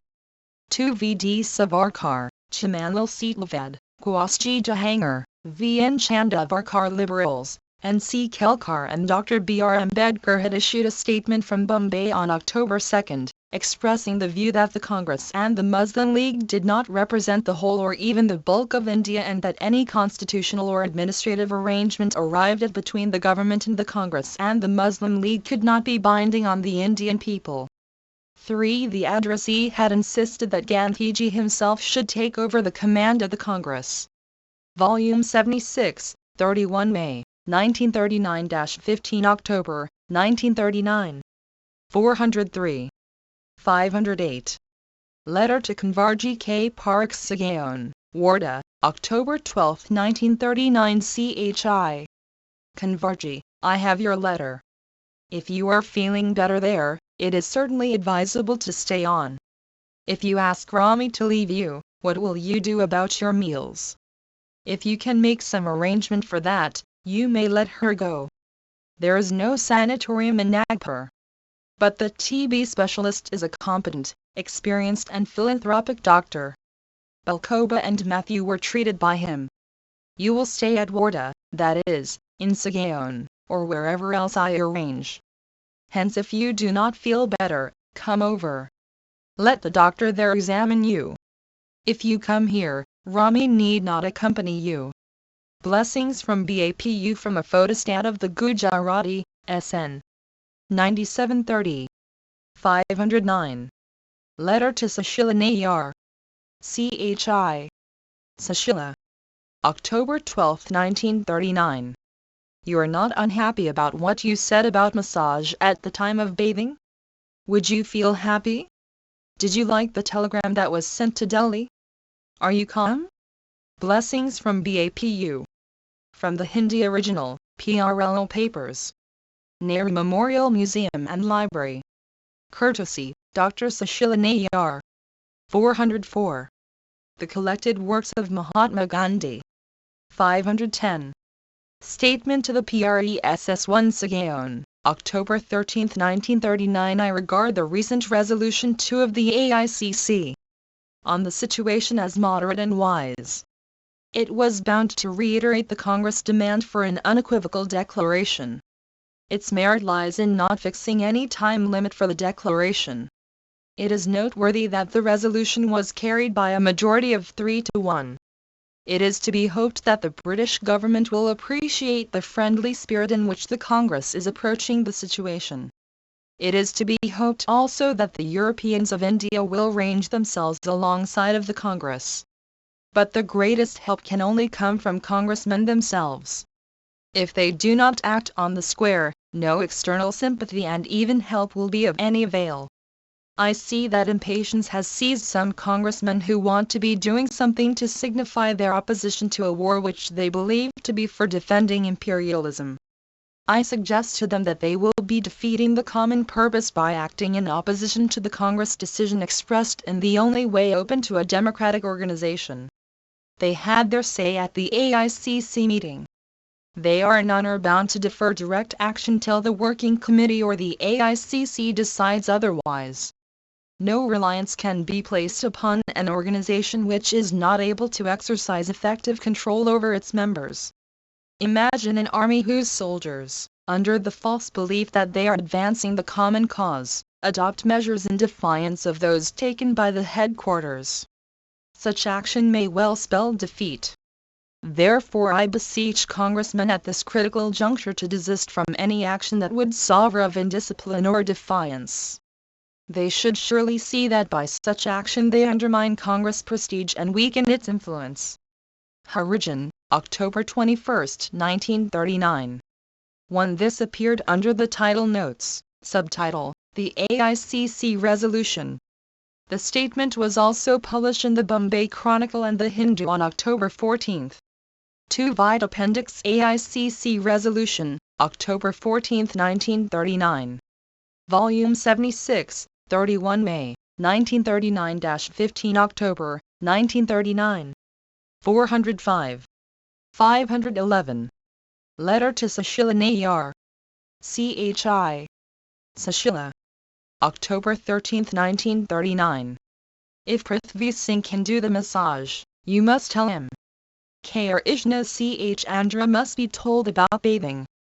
Both of them have to be seen on the first day. If I have to do all that myself, it would be a great burden on my silence. It would be difficult to write down the instructions for them every time. Hence, in these modifications I need your complete cooperation. Blessings from BAPU. From the Hindi original, PRLO Papers. Nehru Memorial Museum and Library. Courtesy Dr. Sushila Nayar. 512. Fallacy about sugar. The following article by Sri Gajlan Naik on the superiority of palms over cane and beetroot for the purpose of yielding sugar is presented for the criticism of sugar experts. 1. Sugar in its pure form is composed of carbon, hydrogen and oxygen C12H22O11. As such it does not take anything from the soil, but the crops now mainly cultivated for extracting sugar, viz., the beet and the cane, require for their development a number of substances from the soil in which they grow. Therefore their culture exhausts the soil. What is worse still is that the space now occupied by the beet in Europe and the cane in the tropics, might and ought to serve for the culture of food and fodder crops.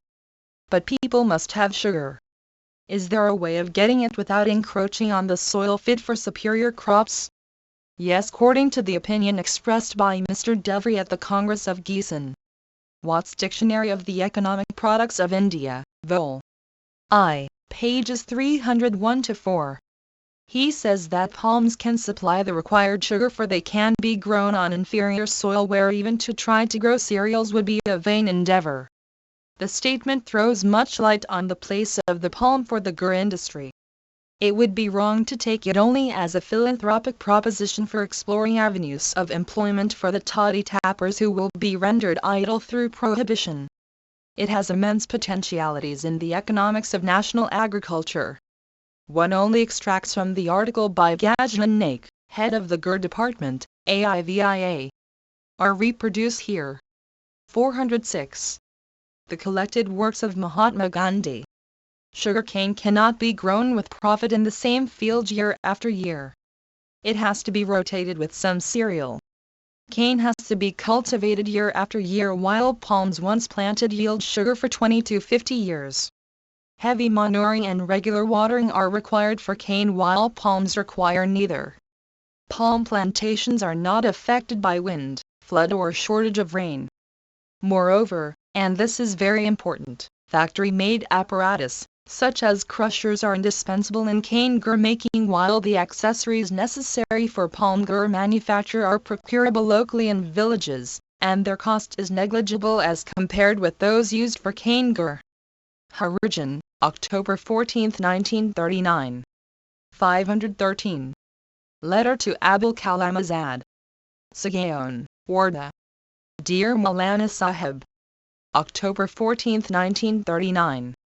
We must declare our policy in this matter one or do something. Yours sincerely, M.K. Gandhi. From a copy, Gandhi Nehru Papers, 1939. Courtesy, Nehru Memorial Museum and Library. 1. The references to a letter dated October 9 from Mahmoud Yunus, leader of the Muslim Independent Party in the Bihar Legislative Assembly who had said, In continuation of my previous correspondence of the subject of Hindu-Muslim unity, may I again draw your attention to what I have been writing, and if you settle the following questions, I think the time is now right for us to immediately come to an agreement. 1. Recognition of the right of every individual to exercise his civil rights unhampered and uninterfered with, provided he does not do anything in a manner which may offend his neighbor. This will include right of every community to take out processions on roads, to kill any animal for sacrificial or other purposes, and right of every community to offer prayers in any manner that community likes. 2. Now that the total number of Muslim population has increased to almost a net hundred in the whole of India, a representation of 1/3 in all central legislatures, and allotment of similar proportion of seats under the government of India. These are some of the suggestions which I am making, and I am requesting you to kindly take up this question now in all seriousness for immediate solution. I have been writing to you for nearly 2 years, and I hope you will not think it impatient on my part if I earnestly beseech you to kindly expedite matters, especially in the present situation. Vide also the following item. Volume 76, 31 May, 1939-15 October, 1939. 407. 514. Letter to Mahmoud Yun US October 14, 1939. 1 DEAR friend, you will never tire me. Only I have no powers of an autocrat, whatever may be said to the contrary. The question is no one man's job. I am forwarding your letter to Maulana A.K. Azad. From a copy, Gandhi Nehru Papers, 1939. Courtesy, Nehru Memorial Museum and Library 515. Letter to N.S. Hardy Karsagaon, Warda C.P. October 14, 1939 DEAR Dr. Hardikar, I have seen the Mysore friends. I am in correspondence with the Dewan. If anything comes out of it, I shall let you know too. Please tell Diwakar not to go to Mysore at the present moment. I hope you are better. 3 Yours sincerely, M.K. Gandhi. From the original, N.S. Hardikar Papers. Courtesy, Nehru Memorial Museum and Library.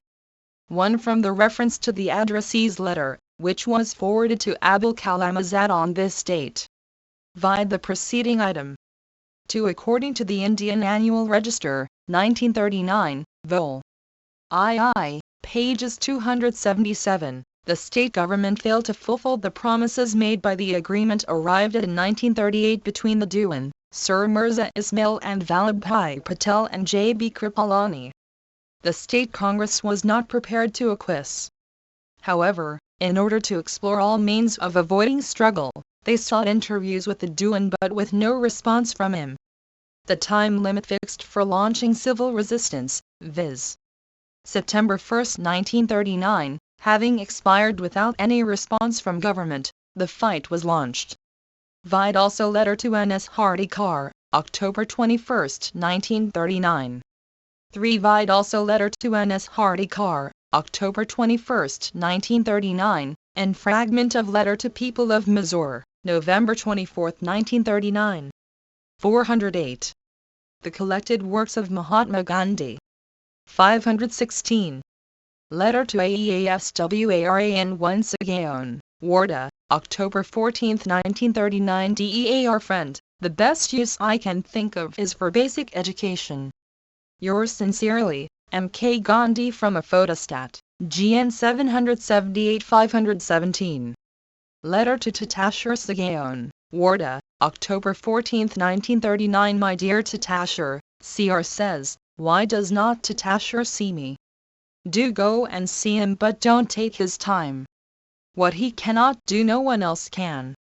I know I cannot, in the matter of Harjans too at least. There are certain things we must put up with. I shall make up the next step in Harjan when the spirit moves me. This is an answer to yours of 9th. Love. From a copy, PRL Papers. Courtesy, PRL. 1 Treasurer, Coach and Teachers Association, Chitter 2 Vide Case for Inquiry, March 9, 1939. Volume 76, 31 May, 1939-15 October, 1939. 409. 518.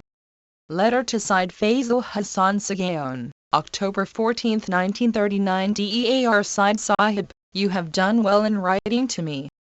But I would suggest your writing to the minister in charge of the department. I can do nothing without referring the matter to him. This I can do through the parliamentary board. This means waste of time. Will you take up my suggestion? Yours sincerely, Syed Faisal Hassan Sahib, President, District Muslim League Balihat, CP. From a copy, PRL Papers. Courtesy, PRL. 519. Letter to Drive Gopikand Bhargava. DEAR Dr. Gopikand. October 14, 1939. In the present state of communal feeling it is impossible to do anything to. Yours. BAPU. From the original, Dr. Gopikand Bhargava Papers. Courtesy, Nehru Memorial Museum and Library. 520. Letter to Vallabhbhai Patel Sagaon, Warda, October 14, 1939. Bhai Vallabhbhai, please read the accompanying letter 3 and after inquiring into the matter reply to the writer. I have sent him a very brief reply asking 1. Vide the following item. 2. The addressee in his letter dated October 11 had requested Gandhiji, on behalf of some eminent persons, to give a concrete shape to the proposal for a Jallianwala Bagh memorial. 3. From Syed Faisal Hassan. 410. The collected works of Mahatma Gandhi. Him to write to the minister. But that is not enough. We should look into such matters in great detail. Kishorelal told me yesterday that you said I had handed over all of you to Jawaharlal and that, therefore, you would have to obey him now. I suppose you were joking. I have not handed over any of you. I had a long discussion yesterday and the day before with the people living here. It will not do if all of you refrain from using your freedom and then hold me responsible for that. Did Rajendra Babu leave yesterday? Blessings from Gujarati. BAPU.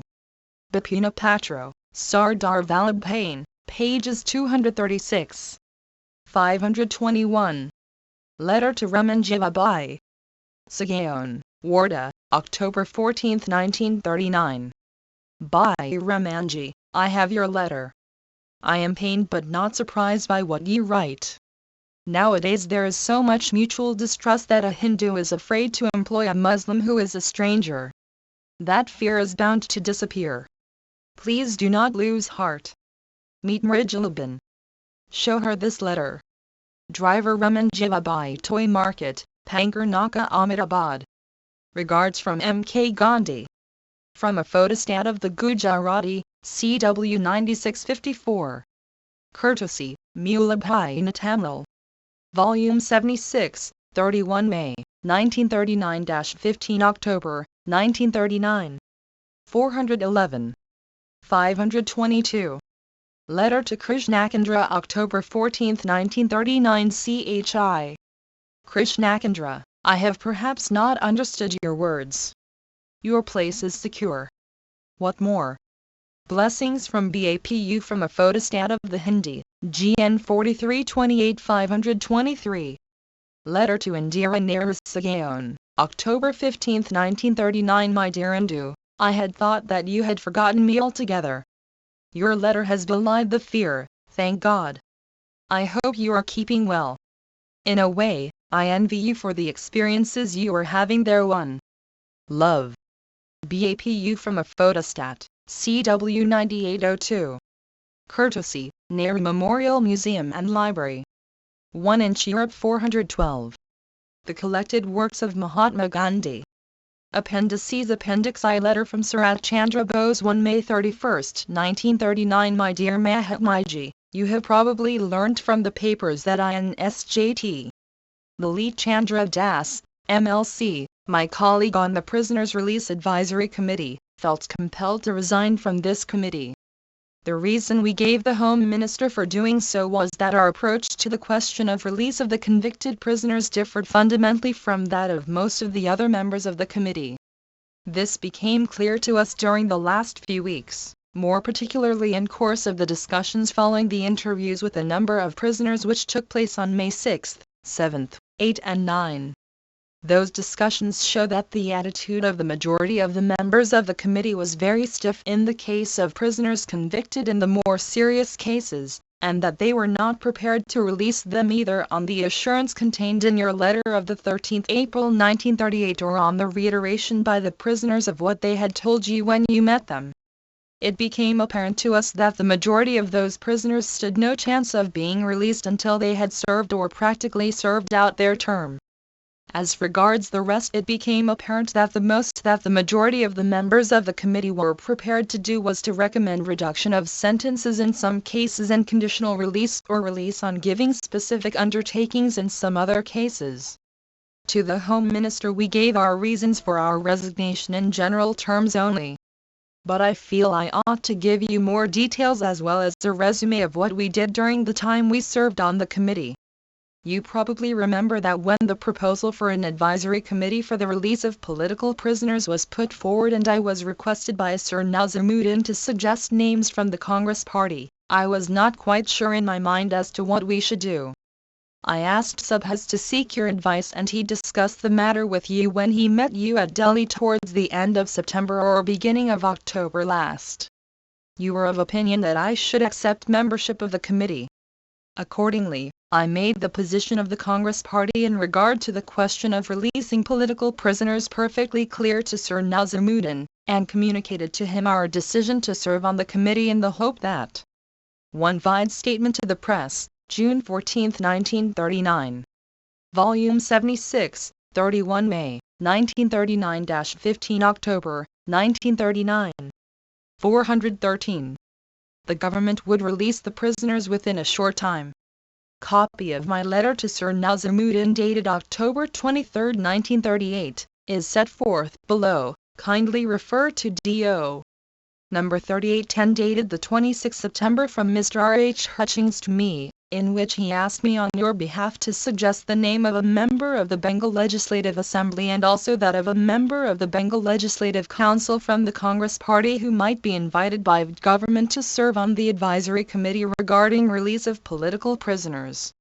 You are well aware as a result of the conversations you had with Mahatma Gandhi and with the President of the Congress that the Congress Party cannot identify itself or agree with the government policy in respect to political prisoners. Mahatma Gandhi's letter 1 of the 13th September to you has also made that clear.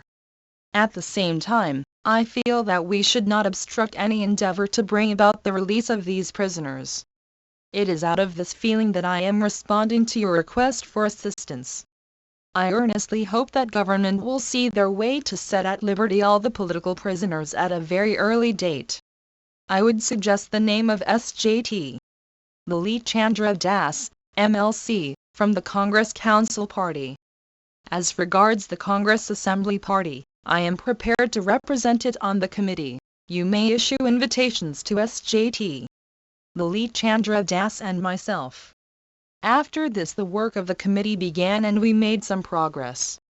Naturally, the less difficult cases came up for consideration first, and we were able to bring round our objecting or hesitating colleagues to our point of view, so that recommendation for unconditional release were sent to government, resulting in the release of 112 prisoners, including all the women prisoners. But as we proceeded with our work, a cleavage of opinion made itself distinctly felt. It became obvious that the government were not prepared to follow the recommendations of the committee in all cases. The unanimous recommendation of the committee, in which the initiative was taken by the chairman himself who, I may tell you, had always been overcautious rather than undercautious, was referred back to the committee.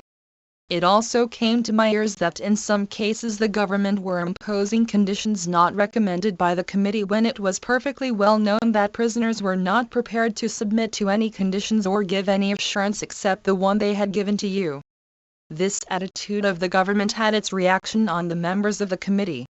In the first place, they shrank from making recommendations even when they were satisfied about the attitude of the prisoners. Of this, the case of S.J.T.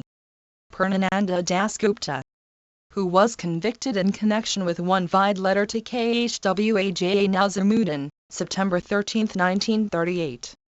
414. The collected works of Mahatma Gandhi.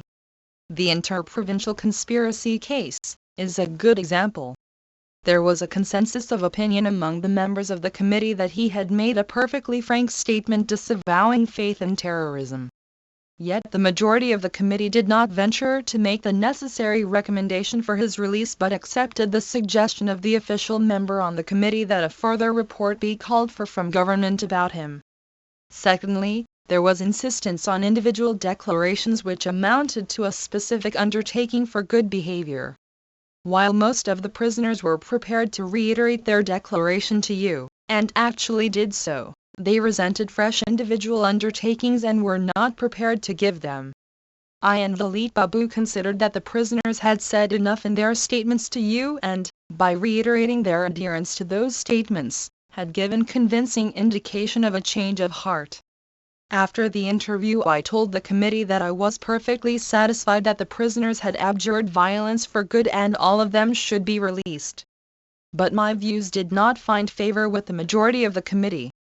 They were not prepared to accept that kind of declaration as satisfactory. I also noticed an increasing restiveness among the prisoners in respect of the interviews as well as the assurances required. This restiveness and impatience had been present in greater or lesser degree from the very first. But we had been able by tactful management to keep it from becoming obtrusive. It was, however, impossible to overcome the reluctance of the prisoners when they found that guarantees of a more hard and fast character were required of them. In such circumstances, their hostility to the procedure of the committee came to the surface, and we became convinced that sooner or later its work was bound to come to something like a deadlock. This is in short what we saw and thought as members of the committee. Besides this, the general attitude of the government in regard to the remaining convicted prisoners had also to be taken into account. It was clear to us that the government were not prepared to release all the prisoners, no matter how favorable the atmosphere was. In these circumstances I did not think it advisable for us to remain on the committee any longer.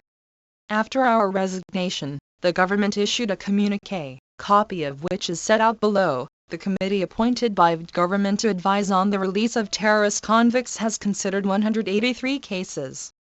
Government have passed orders on the recommendations of the committee in 112 cases and in 68 the recommendations of the committee are about to be submitted to government. 3 cases are under consideration by the government, and 56 cases remain to be examined by the committee. The committee have recently interviewed a large number of prisoners individually before disposing of their cases in particular. All the female prisoners appeared before the committee and were recommended. Volume 76, 31 May, 1939-15 October, 1939. 415. For release after giving satisfactory assurance as to their future conduct. They have since been released. Government regret to have to announce that 2 members of the committee, Mr. Sarat Chandra Bose and Mr. Lalit Chandra Das, have tendered their resignations which have been accepted.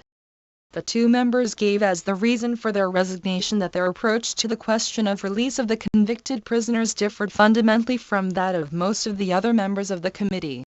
The question now is, what should be done to procure the release of the remaining prisoners? I would very much like to have your advice as to how we should proceed.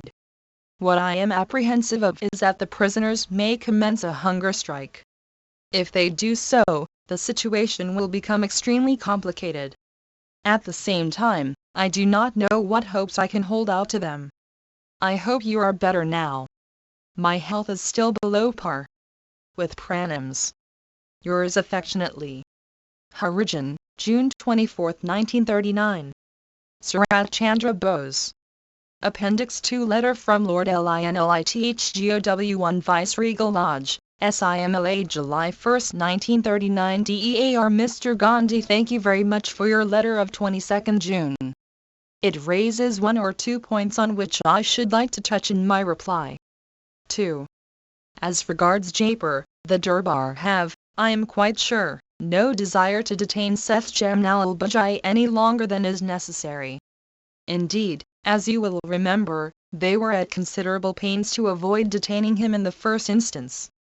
Seth Jamnalal has been made fully aware of the conditions on which the Durbar are ready to take the desired action now in regard to him and the other prisoners, and to the best of my knowledge the position has not altered since the departure of the Maharaja.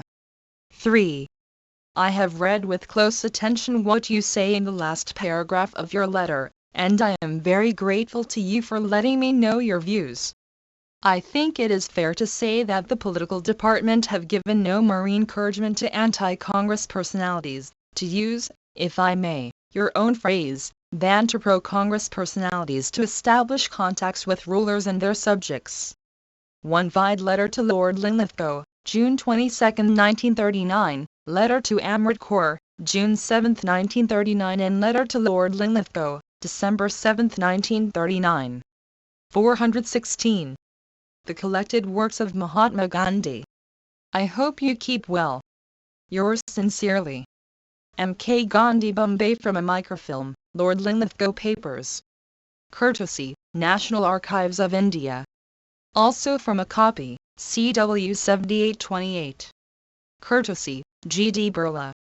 Appendix 3 Statement by Subhas Chandra Bose 1 Prohibition by stages is a feasible scheme. It will make both the public as well as the Excise Department experienced in the task of handling problems out of the enforcement of prohibition.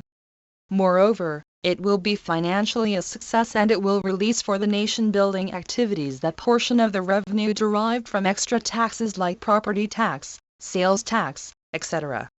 Speaking generally, I may say that the motives actuating the Bombay government are quite laudable, but the methods they have been hitherto following or intend following in future in connection with the problems of the property tax and the sales tax are neither scientific nor conducive to the end they have in view. The defects in the prohibition scheme are more than one. Illicit distillation will increase and there will be a rush of men to the wet zone every evening and particularly during every weekend.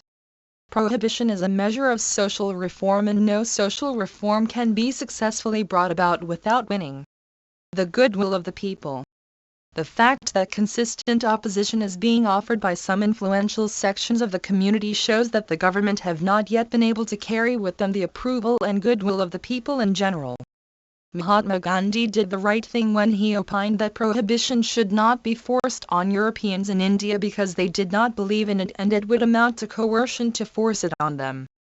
The same principle of non-violence should be applied to Asiatics and Indian people as well, both in theory and in practice. Why should we force prohibition on non-Indian Asiatics who do not believe in it, if we do not force it on Europeans? It would be wrong to make a distinction between Europeans and Asiatics in this respect either in law or in actual administration. Now turning to the economic side of the question, I may say that it is difficult to approve of a method which involves the sudden imposition of an additional tax over 1 crore of rupees on Bombay alone in order to make good the loss of excise revenue. With millions of half-filled stomachs, with hundreds of thousands dying every year of preventable diseases and with 92% of our people still unable to read or write. One vide statement to the press, July 13, 1939. Only extracts are reproduced here. Volume 76, 31 May, 1939-15 October, 1939. 417. Consider it no part of statesmanship to raise additional money by heavy taxation, not 1 rupee of which would go towards the better fulfillment of stomachs or saving human lives or making our people more literate. I am, therefore, inclined to think that the introduction of prohibition by stages is the more appropriate and scientific method. This would not involve heavy taxation for financing prohibition, would save a portion of the taxable capacity of the people for future requirements and would not involve a sudden change in our national economy. Nobody who has eyes to see in Bombay can fail to be impressed with one important aspect of the government policy. It unfortunately happens that one small community in Bombay which for many years past has been extensively engaged in the liquor trade is being directly affected by this policy. The Parsis are a small but influential community, who does not know of the many beneficial institutions and activities which have been brought into existence and conducted by them. The overwhelming majority of the community have been opposing this policy, and as the minority community the Parsis are entitled to be heard. I understand that the Parsis are apprehensive that the sudden launching of immediate and total prohibition in Bombay will throw into the streets a large number of families and would prejudicially affect the income of the charity trusts, many of which are for the benefit not of Parsis alone but of the Indian community in general. Besides the Parsis, the Muslims of Bombay are also affected by the program. While they are not opposed to prohibition on principle, they have objection to the 10% property tax, which is required for financing prohibition. It is urged on their behalf that the 10% property tax subjects them to exorbitant taxation as compared with their population, and they resent being taxed in order to force non-Muslims to abstain from drink. The effect of prohibition on our general economy is of greater consequence than even its effect on the Parsis or Muslim community. To give a small instance, a large number of hotels and restaurants will be badly hit and may have to close down. Not only will their owners suffer loss, but the employees will also be thrown out of employment. It is not impossible that migration from the prohibited area to outside places may take place, and the importance of the port of Bombay may also be affected. The fact is that while piecemeal introduction of partial prohibition is possible, piecemeal introduction of total prohibition is next to impossible. The Bombay Chronicle, November 7, 1939. 418. The Collected Works of Mahatma Gandhi. Appendix 4. Letter from Sikandar Hayat Khan 1. Simla, July 20, 1939. My dear Mahatmaji, many thanks for your letter of the 17th July which I received this morning. This has crossed my letter of the 18th July. I am sorry I overlooked to answer your query about the representation of Harijans in the proposed Lahore Corporation. I have made enquiries from the minister concerned and am informed that no provision has been made in the bill to provide separate electorates for Harijans. The method of election and representation is at present embodied in the rules, and it is proposed to leave each matter to the rules in the new measure also. I am almost certain that the question of separate representation for Harijans will be raised in the Assembly when the bill is under consideration, as several representations have been received from Harijan organizations. So far as government is concerned, they do not contemplate at the moment to make a departure from the existing practice unless the Harijan representatives in the Assembly press for a revision, and, if so, it would largely depend upon what view the Assembly takes regarding this matter. Personally, as you are aware, I am not averse to joint electorates. But unfortunately the trend of events during the past few years has made it even more difficult to achieve this ideal in the absence of genuine rapprochement between the two major communities.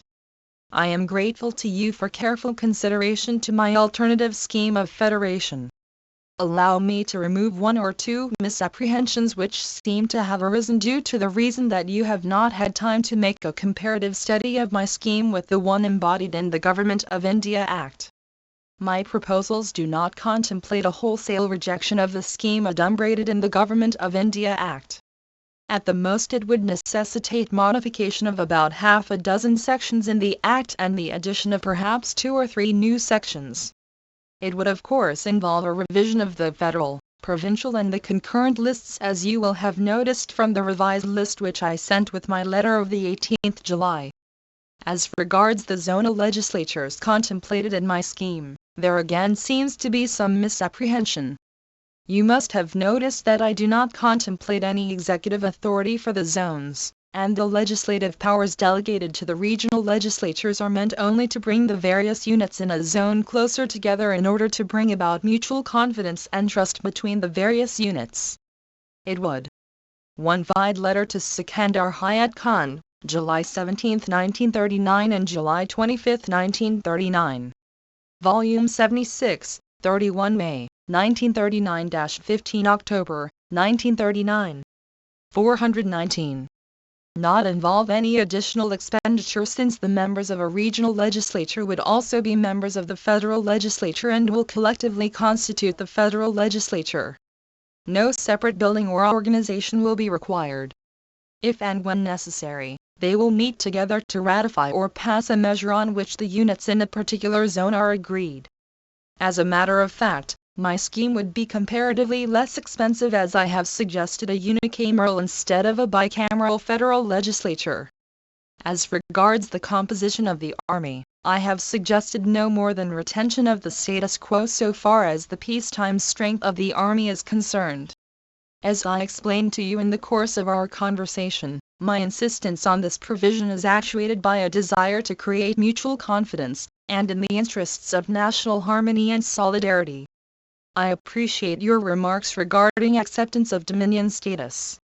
I am aware that all the important political organizations in the country have now adopted complete independence as their final goal. But I am sure you will agree with me that in the circumstances it would be inadvisable to clutch at a shadow and discard the substance if it happens to be within our grasp. After all, what we want is complete control over the administration and affairs of our country, and this will be obtained if we get Dominion status. I am fully aware of the fact that some of our fellow countrymen would prefer to chase a will-o'-the-wisp rather than give up their demand for complete independence. But it would be for an eminent patriot and leader like you to persuade them to accept the substance and leave alone the shadow. You mention in your letter that yours is the only proposal of a constructive character on behalf of the League. Let me hasten to make it quite clear that my scheme has got nothing to do with the League. It has been formulated by me alone and without consultation with any member of the League or, for that matter, of any other party in the country. It has been conceived with the intention of providing a solution of our communal and political problems, and I trust it will be examined and studied by all concerned in the spirit in which it has been conceived. As regards your draft solution of the communal problem and my comments thereon, I shall be grateful if you would kindly give me some more definite indications of your views, if you desire me to proceed with the matter further. I quite realize that the draft represents only your views. But that is quite sufficient for my purpose, provided you approve of my suggestions with reference to the various items of the draft. I can then proceed to sound important Muslim leaders and the working committee of the League and let you know their reactions. It would be no use my trying to bring them round to my point of view unless I am assured of your whole one. The source, however, has our 420. The collected works of Mahatma Gandhi. Hearted approval and support in regard to the points mentioned in my note, which I handed over to you at Bombay. I need hardly assure you that the correspondence between us will be treated as strictly confidential. Perhaps you would like to consult the working committee of the League and other prominent Muslims. If there is agreement on these points, then we could bring the representatives of the two working committees together to approve and ratify them informally. As regards services, I do not think we need worry about the number of communities which would fall under the category of minorities. The obvious course would be to fix the share of the majority community in each province and leave the balance to be distributed amongst the minorities. This is what we have done in the Punjab. We have given 50% to the Muslims and 50% to non-Muslims. The proportion 7% surrendered by the majority community was added on to the share of the smaller minorities in the shape of weightage. So the problem is not so complex as it appears to be at first sight. What we need is a genuine change of heart, and once this is achieved there should be no difficulty in adjusting differences. I am afraid my letter has become somewhat lengthy.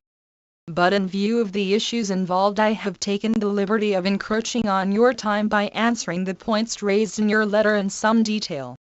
With best wishes and kind regards, from a copy, Gandhi Nehru Papers, 1939. Courtesy, Nehru Memorial Museum and Library. Appendix V. Harjan Savak's Conference RESOLUTIONS 1 June 4/7, 1939 1. This conference of Harjan Savaks resolves that Harjan Savaks should not visit those temples which Harjans are not allowed to enter.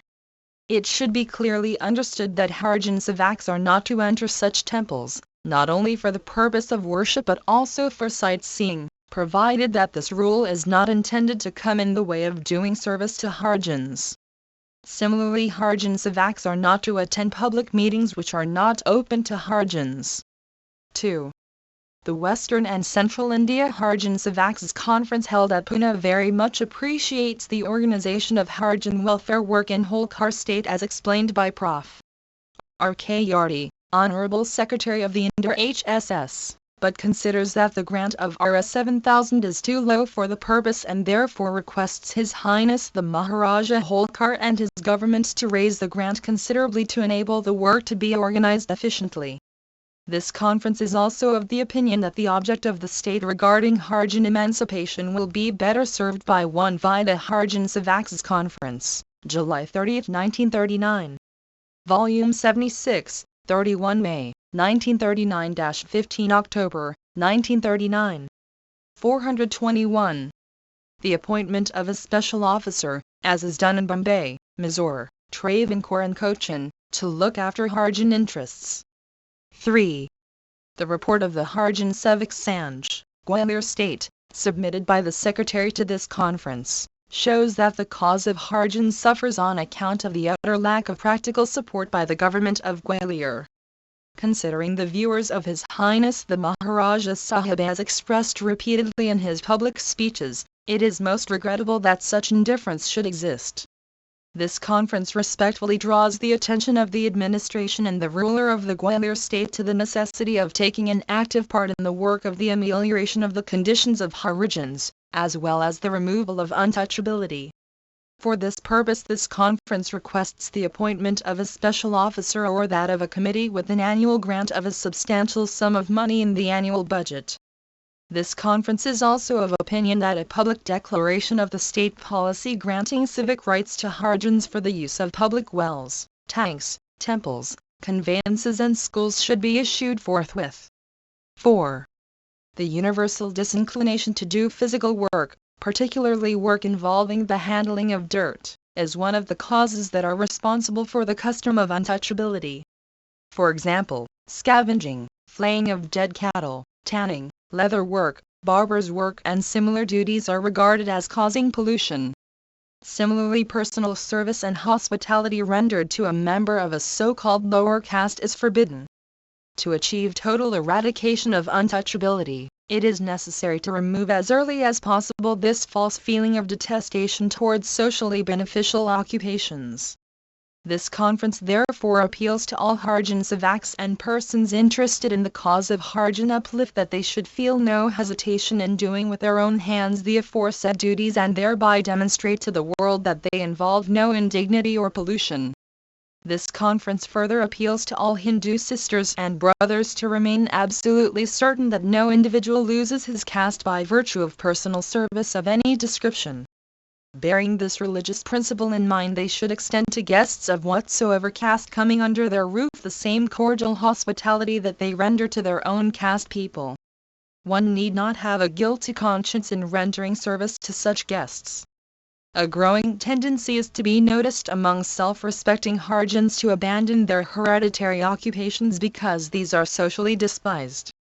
Although this conference does not regard any honest occupation as low, it fully appreciates the feelings of Harijans and declares that they have every right to give up these occupations if they so choose, and that it would be unjust on the part of caste Hindus to coerce them into doing such tasks. 422. The collected works of Mahatma Gandhi. 5.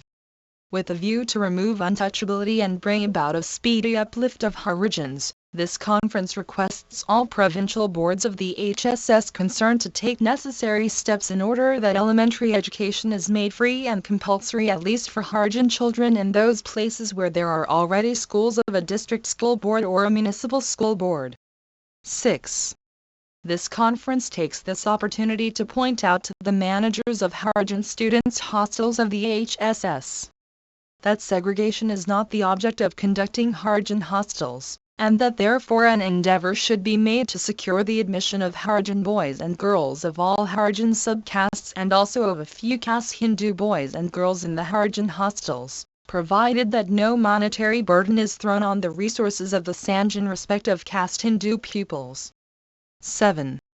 This conference is of opinion that it is necessary to afford legal protection to Harijans who are subjected to social boycott on account of their enjoying a common civic right, and recommends to the Bombay government, as a measure of partial protection, that the government should undertake, along with other legislation contemplated by government, suitable legislation to provide that refusal on the part of a shopkeeper or a regular dealer in articles which are necessaries of life, to sell such articles to a Harijan or his servants or his family dependents as an item of social boycott on the ground of such Harijans trying to enjoy or having enjoyed any common civic rights, should be made a punishable offense.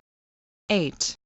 It is resolved by this conference that the various provincial boards should request the municipalities in their jurisdiction to start welfare work for their Harijan employees on the lines of the Bombay Municipal Corporation, and the municipalities may be requested to use at least the fine funds for this purpose.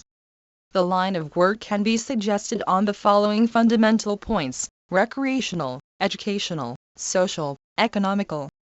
And the welfare work will also include the work of a labor officer, i.e., to receive complaints about the working conditions of the employees and to redress them. 9.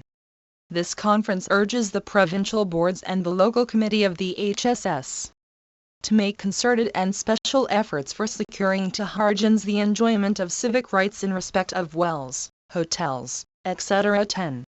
This conference is of opinion that the government of Bombay should take necessary steps to provide for free studentships to all deserving Harijan students in these secondary grant and aid schools in the Bombay Presidency as soon as possible.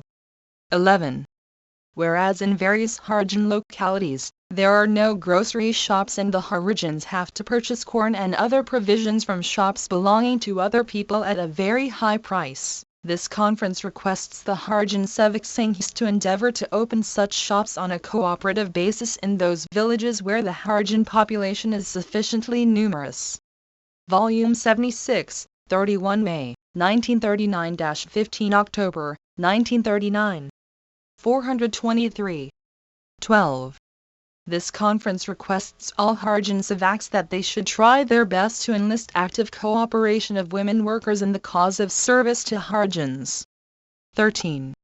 Whereas it has been found by experience that in multi-member constituencies for legislatures and local bodies where seats are reserved for Harijans, votes are not, as a rule, mutually given by caste Hindu voters and Harijan voters, and whereas it is necessary with a view to foster brotherly feelings and to fulfill the real purpose of the Pune Pact that the votes should be mutually given, this conference calls upon all caste Hindu voters to exercise at least one vote in favor of Harijan candidates, and Harijan voters to exercise at least one vote in favor of caste Hindu candidates.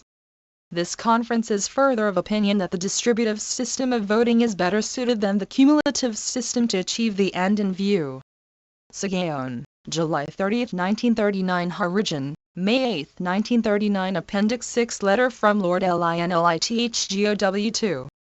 Viceroy S. Camp, India. Puri, August 2, 1939. DEAR Mr. Gandhi. Many thanks for your telegram which I have just received. I quite realize your difficulty in getting away at this moment, and I had indeed been a little afraid that it might, as has happened, be impossible for you to do so. I should be most reluctant to impose the least strain on you, and I hope that you will never hesitate to let me know if you feel that any suggestion of mine for a meeting is likely to have that effect. And I shall not in the least misunderstand your doing so. 2. It is very kind of you to suggest that we might meet later this month.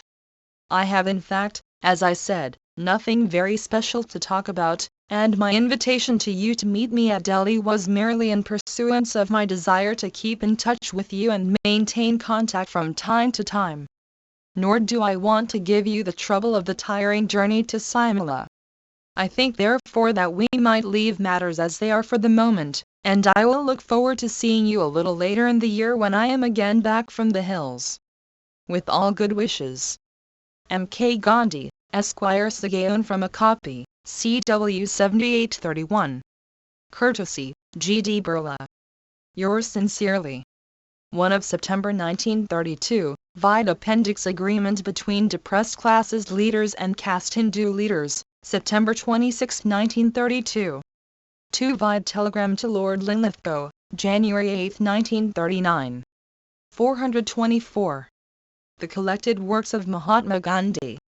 Appendix 7 Kathy Hour States 1 The Western India States Agency, comprising all the 284 states in Kathy Hour, is, numerically, by far the biggest agency under the administrative control of the political department. The Kathy Hour states, between themselves account for just half the number of states in India, the total being computed at 562.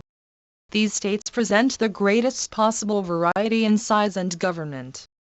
At one end of the scale are Kutch with an area of 8,250 square miles and Bhavnagar with an annual income of about Rs 15 million.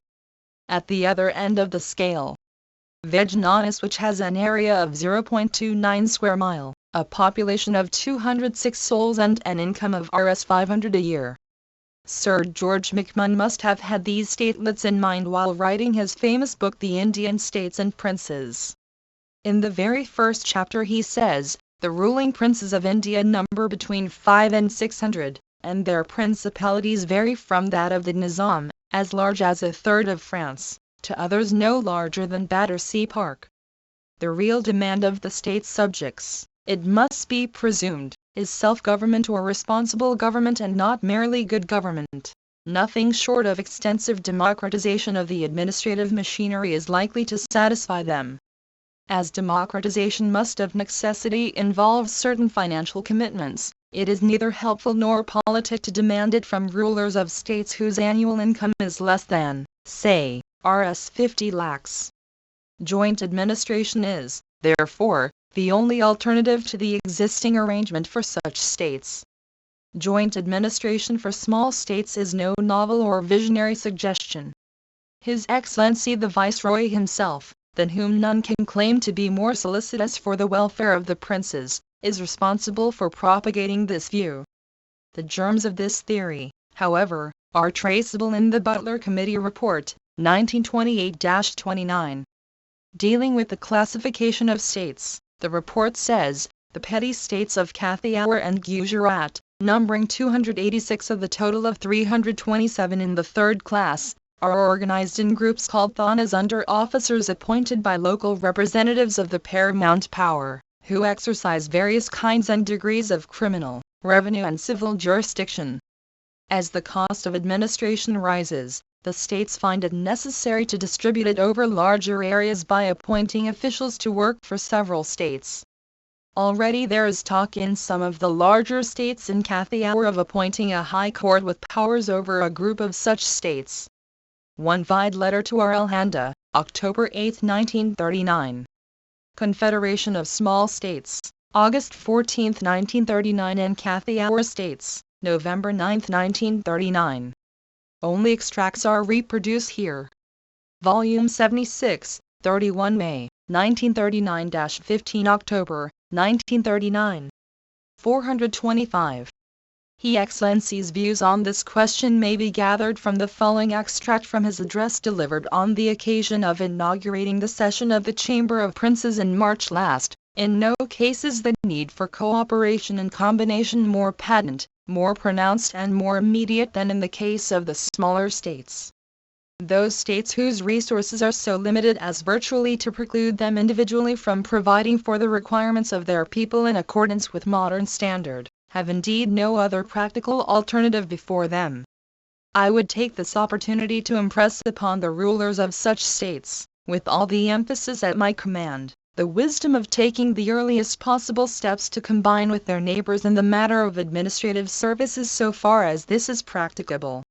Though the principle of combination enunciated by the Viceroy can apply to smaller states all over India, it is particularly suitable in the case of Kathiawar states. One peculiar feature of these states is that, unlike their neighbors, the Gujarat states or the Central India states, they are geographically one compact province. The process of combination or grouping, or to be a little bolder, of confederation, is immensely facilitated by this continuity. The total area of all these states is just over 40,000 square miles and the total population is 29,494. The total annual income is estimated at about Rs. 6 crores. During the last 3 months the Cathay Hour princes have met a number of times and they were reported to have discussed the feasibility of having a combined police force, common excise, medical, public health, public works and forest departments and a common high court. It is so easy to see the futility of combined administration in these important spheres without providing for a combined legislature. 4. The question arises, to whom will these common administrations be responsible? Certainly not to all 1 princes and their governments. You cannot earnestly be responsible to 20 authorities unless confusion is their aim and to bungle your wish. Origin, September 30, 1939. Appendix 8 Letter from Subhas Chandra Bose to Congress President 1 August 7, 1939 I am exceedingly sorry for the delay in replying to your letter of the 18th July, from Ranki. You have asked me for an explanation of my action in protesting against certain resolutions of the All India Congress Committee passed at Bombay. 1 Vide Congress Working Committee Resolution, November 8, 1939. 426. The collected works of Mahatma Gandhi. In the first place, one has to distinguish between protesting against a certain resolution and actually defying it or violating it. What has so far happened is that I have only protested against 2 resolutions of the AICC. It is my constitutional right to give expression to my opinion regarding any resolution passed by the AICC. You will perhaps admit that it is customary with a large number of congressmen to express their views on resolutions passed by the AICC when a particular session of that body comes to a close. If you grant congressmen the right to express their views on resolutions passed by the AICC, you cannot draw a line and say that only favorable opinions will be allowed expression and unfavorable opinions will be banned. If we have the constitutional right to express our views, then it does not matter if those views are favorable or unfavorable. Your letter seems to suggest that only expression of unfavorable views is to be banned. We have so long been fighting the British government, among other things, for our civil liberty. Civil liberty, I take it, includes freedom of speech. According to your point of view, we are not to claim freedom of speech when we do not see eye to eye with the majority in the AICC or in the Congress. It would be a strange situation if we are to have the right of freedom of speech as against the British government but not as against the Congress or any body subordinate to it. If we are denied the right to adversely criticize resolutions of the AICC, which in our view are harmful to the country's cause, then it would amount to denial of a democratic right. May I ask you in all seriousness if democratic rights are to be exercised only outside the Congress but not inside it? I hope you will agree that when a resolution is once passed by the AICC, it is open to us to have it reviewed or amended or altered or rescinded at a subsequent meeting of that body. I hope you will also agree that it is open to us to appeal against the AICC to the higher court of appeal, namely, the open session of the Congress. You will agree further, I hope, that it is open to a minority to carry on a propaganda with a view to converting the majority to its point of view. Now how can we do this except by appealing to congressmen through public meetings and through writings in the press? The Congress today is not an organization of a handful of men. Its membership has, I believe, reached the neighborhood of 45 lakhs. We can hope to appeal to the rank and file of the Congress and to convert them to our point of view only if we are allowed to write in the press and also to hold meetings. If you maintain that once a resolution is passed in the AICC, it is sacrosanct and must hold good forever, then you may have some justification for banning criticism of it. But if you, Volume 76, 31 May, 1939-15 October, 1939. 427. Grant us the right to review or amend or alter or rescind a particular resolution of the AICC, either through that body or through the open session of the Congress, then I do not see how you can gag criticism, as you have been trying to do. I am afraid you are giving an interpretation to the word discipline which I cannot accept. I consider myself to be a stern disciplinarian, and I am afraid that in the name of discipline you are trying to check healthy criticism. Discipline does not mean denying a person his constitutional and democratic right. Apart from the fact that it is our constitutional and democratic right to protest against resolutions which in our view are harmful to the country's cause, a consideration of the merits of the two resolutions will show that such protests were really called for. In our view, these two resolutions, if given effect to, will serve to accentuate the drift towards constitutionalism, to increase the influence, power and authority of the provincial ministries at the cost of the Congress organizations, to isolate artificially the Congress from the general public as also the AICC from the rank and file of the Congress. Moreover, they will serve to undermine the revolutionary spirit of the Congress. Consequently, in the best interests of the country, these two resolutions should be immediately held in abeyance and ultimately altered suitably or withdrawn. In this connection, I cannot help drawing your attention to certain incidents at the time of the Gaia Congress in 1922 and after. Please do not forget what the Swaraj Party did in those days. Please do not forget either that when the AICC amended the resolution of the Gaia Congress, the Gujarat PCC resolved to defy it. Lastly, please do not forget that Mahatma Gandhi wrote once in Young India, if my recollection is correct, that the minority has the right to rebel. We have not gone so far yet as to actually rebel against the decision of the majority. We have simply taken the liberty of criticizing certain resolutions passed by the majority in the teeth of our opposition. I am really surprised that you have made so much of what we regard as our inherent right. I hope you will accept my explanation as satisfactory. But if you do not do so, and if you decide to resort to disciplinary action, I shall gladly face it for the sake of what I regard as a just cause. In conclusion, I have to request that if any congressman is penalized in connection with the events of the 9th July, then you will also take action against me. If the observance of an All India Day of the 9th is a crime, then I confess, I am the arch-criminal. With kindest regards, the Indian Annual Register, 1939, Vol. II, pages 219-21. Vide notes, Congress of Fetish, February 3, 1922. 428. The Collected Works of Mahatma Gandhi.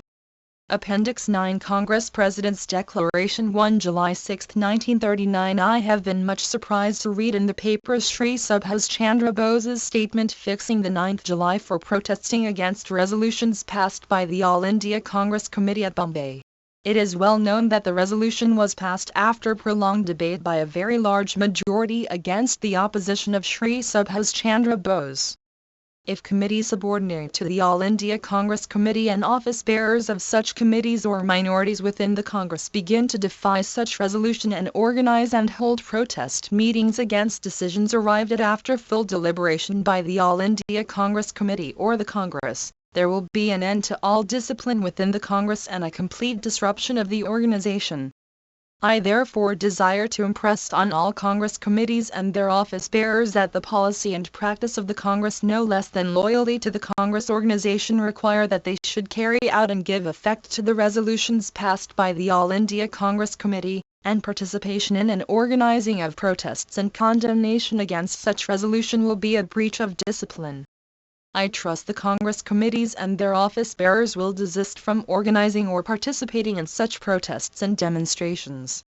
The Indian Annual Register, 1939, Vol. II, pages 219. Appendix 10. Letter from Congress President to Subhas Chandra Bose, 2 July 18, 1939. A delicate and difficult situation has been created by your action in organizing protests against certain resolutions of the All India Congress Committee, passed at Bombay. As I made clear in the statements which I issued before the meetings of the 9th July were held, it appears to me that it will be impossible for the Congress organization to function if subordinate committees and office bearers of the Congress, whose duty it is to carry out and give effect to the resolution of the AICC and the Congress, were, instead of doing that, to organize protests and 1. Vide Congress Working Committee Resolution, November 8, 1939. 2. Ibid. Volume 76, 31 May, 1939-15 October, 1939. 429. Demonstrations against these resolutions. I personally look upon any such action on their part as not only destructive of all discipline but fraught with the gravest consequences for the future of the Congress organization. I shall therefore place the whole matter before the Working Committee for consideration and such action, disciplinary or otherwise, as it may think fit to take. But in order that the committee may have your explanation of your action and your point of view also before it, I shall be obliged if you will let me have it at an early date. The Indian Annual Register, 1939, vol. II, pages 219 Appendix I Congress Working Committee Resolution 1. The Working Committee have given their earnest consideration to the critical international situation and to the danger of war that overhangs the world. In this world crisis, the sympathies of the Working Committee are entirely with the people who stand for democracy and freedom, and the Congress has repeatedly condemned fascist aggression in Europe, Africa and the Far East of Asia, as well as the betrayal of democracy by British imperialism in Czechoslovakia and Spain. The Congress has further clearly enunciated its policy in the event of war and declared its determination to oppose all attempts to impose a war on India. The committee are bound by this policy of the Congress and will give effect to it so as to prevent the exploitation of Indian resources for imperialist ends. The past policy of the British government as well as the recent developments demonstrate abundantly that this government does not stand for freedom and democracy and may at any time betray these ideals. India cannot associate herself with such a government or be asked to give her resources for democratic freedom which is denied to her and which is likely to be betrayed. At its meeting held in Calcutta on May 1, 1939, the All India Congress Committee reiterated this policy of the Congress and expressed its disapproval of the dispatch of Indian troops to foreign countries. In spite of this clear expression of opinion, the British government has sent, or is sending Indian troops to Egypt and Singapore against the declared will of the Indian people. Even apart from the war situation, the Central Legislative Assembly has previously declared that no Indian troops should be sent abroad without the consent of the legislature. The British government has thus flouted the declaration of the Congress and the Assembly in one vide statement to the press, September 23, 1939. September 28, 1939. October 18, 1939. A statement, September 20, 1939. Unconditional support? October 30, 1939 and Congress Working Committee Resolution, November 22, 1939. 430. The collected works of Mahatma Gandhi has taken steps which might inevitably lead to India's entanglement in a war. It has further prolonged the life of the Central Assembly by another year. The Working Committee cannot accept these decisions of the British government and must not only dissociate themselves from them but also take such steps as may be necessary to give effect to the Congress members of the Central Legislative Assembly to refrain from attending the next session of the Assembly. The committee further remind provincial governments to assist in no way the war preparations of the British government and to keep in mind the policy laid down by the Congress, to which they must adhere. If the carrying out of this policy leads to the resignations or removal of the Congress ministers, they must be prepared for this contingency. In the event of a war crisis leading to danger to any part of India from the air or otherwise, it may be necessary for protective measures to be taken. The committee will be prepared to encourage such measures if they are within the control of the popular ministries in the provinces. The committee are however not agreeable to such protective measures being used as a cloak for war preparations under the control of the imperial government. The Indian Annual Register, 1939, vol. II, pages 214-5. Appendix XI. Letter from Yadavendra Singh 1. DEAR Mr. Gandhi. Ranbir Villa, Chhail, September 9, 1939.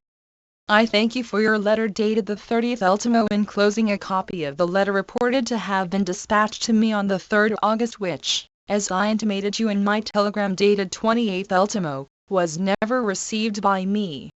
I was somewhat surprised to learn of the publication in the vernacular press of the letter from your correspondent together with your comments, and was inclined to think that since you did not consider it worthwhile to await my reply before releasing to the press your correspondent's letter, it was unnecessary for me to reply to your letter.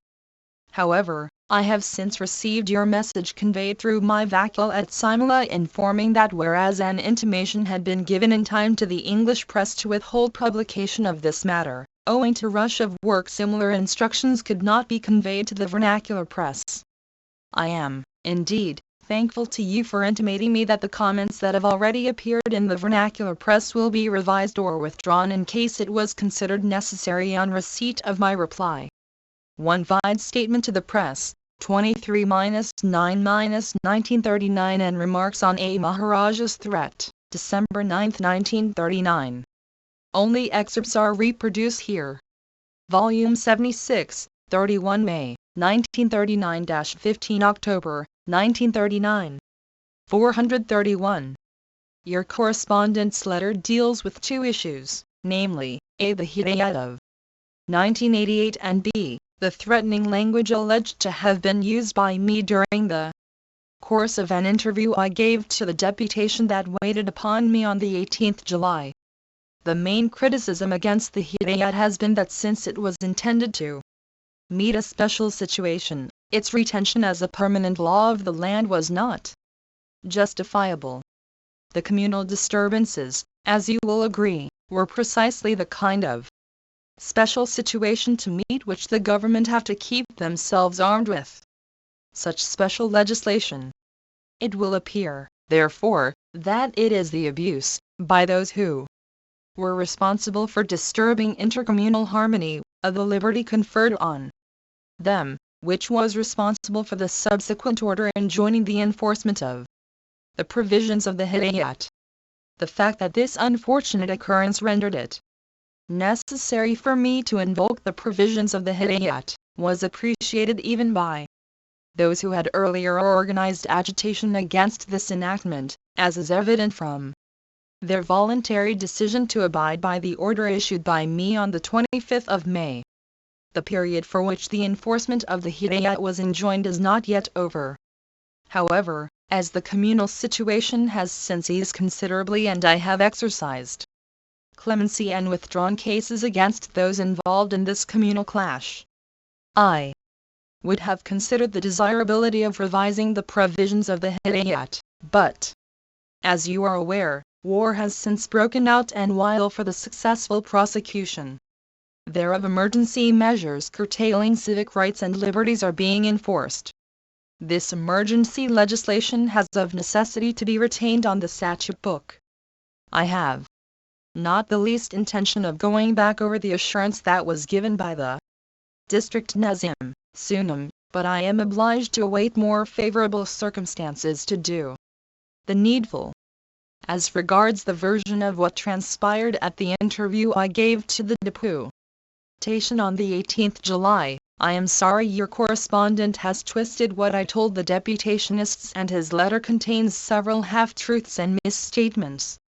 I had assured them that while I was most anxious to redress the genuine grievances of my subjects, I did not approve of their being misled by those who were actuated by motives not wholly impersonal.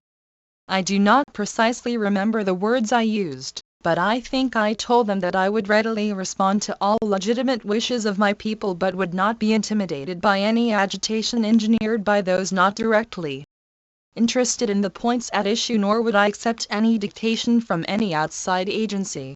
In view of what I have stated above, I feel your comments that have appeared in the vernacular press do not seem to be called for, and I trust you will be good enough to withdraw them. I thank you for the courtesy you have shown me in inviting my comments on your correspondent's letter. Yours sincerely, Harijan, September 16, 1939. Yadavendra Singh. 432. The Collected Works of Mahatma Gandhi.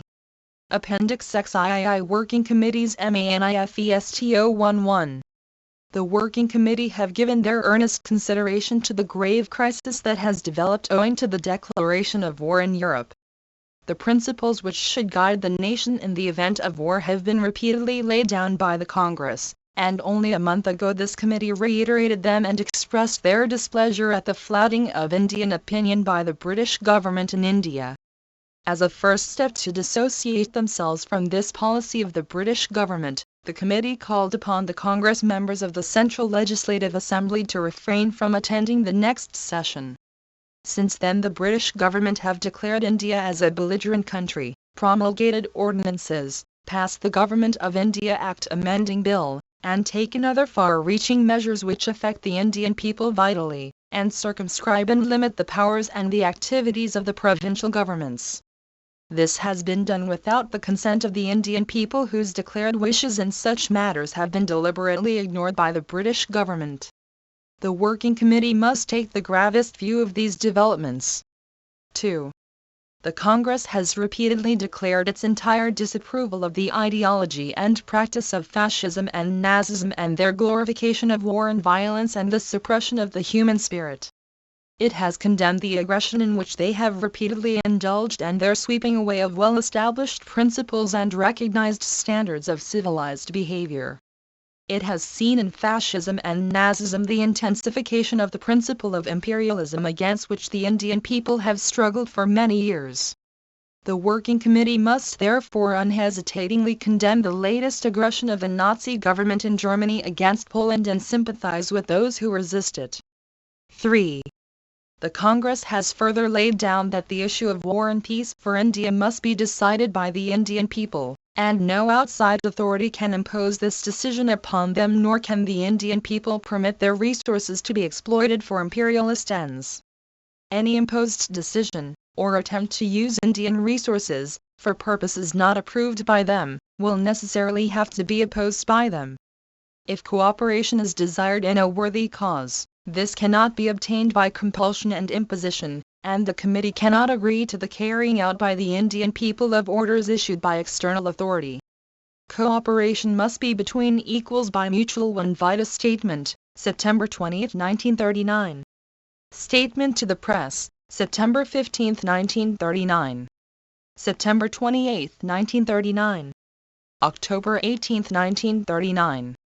The Only Way, November 19, 1939 and Congress Working Committee Resolution, November 22, 1939. Volume 76, 31 May, 1939-15 October, 1939. 433. Consent for a cause which both consider to be worthy.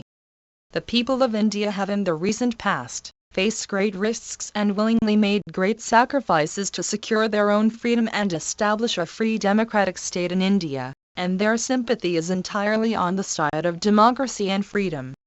But India cannot associate herself in a war said to be for democratic freedom when that very freedom is denied to her, and such limited freedom as she possesses taken away from her. 4. The committee are aware that the governments of Great Britain and France have declared that they are fighting for democracy and freedom and to put an end to aggression. But the history of the recent past is full of examples showing the constant divergence between the spoken word, the ideals proclaimed and the real motives and objectives. During the War of 1914-18, the declared war aims were the preservation of democracy, self-determination and the freedom of small nations. And yet the very governments which solemnly proclaimed these aims entered into secret treaties embodying imperialist designs for the carving up of the Ottoman Empire.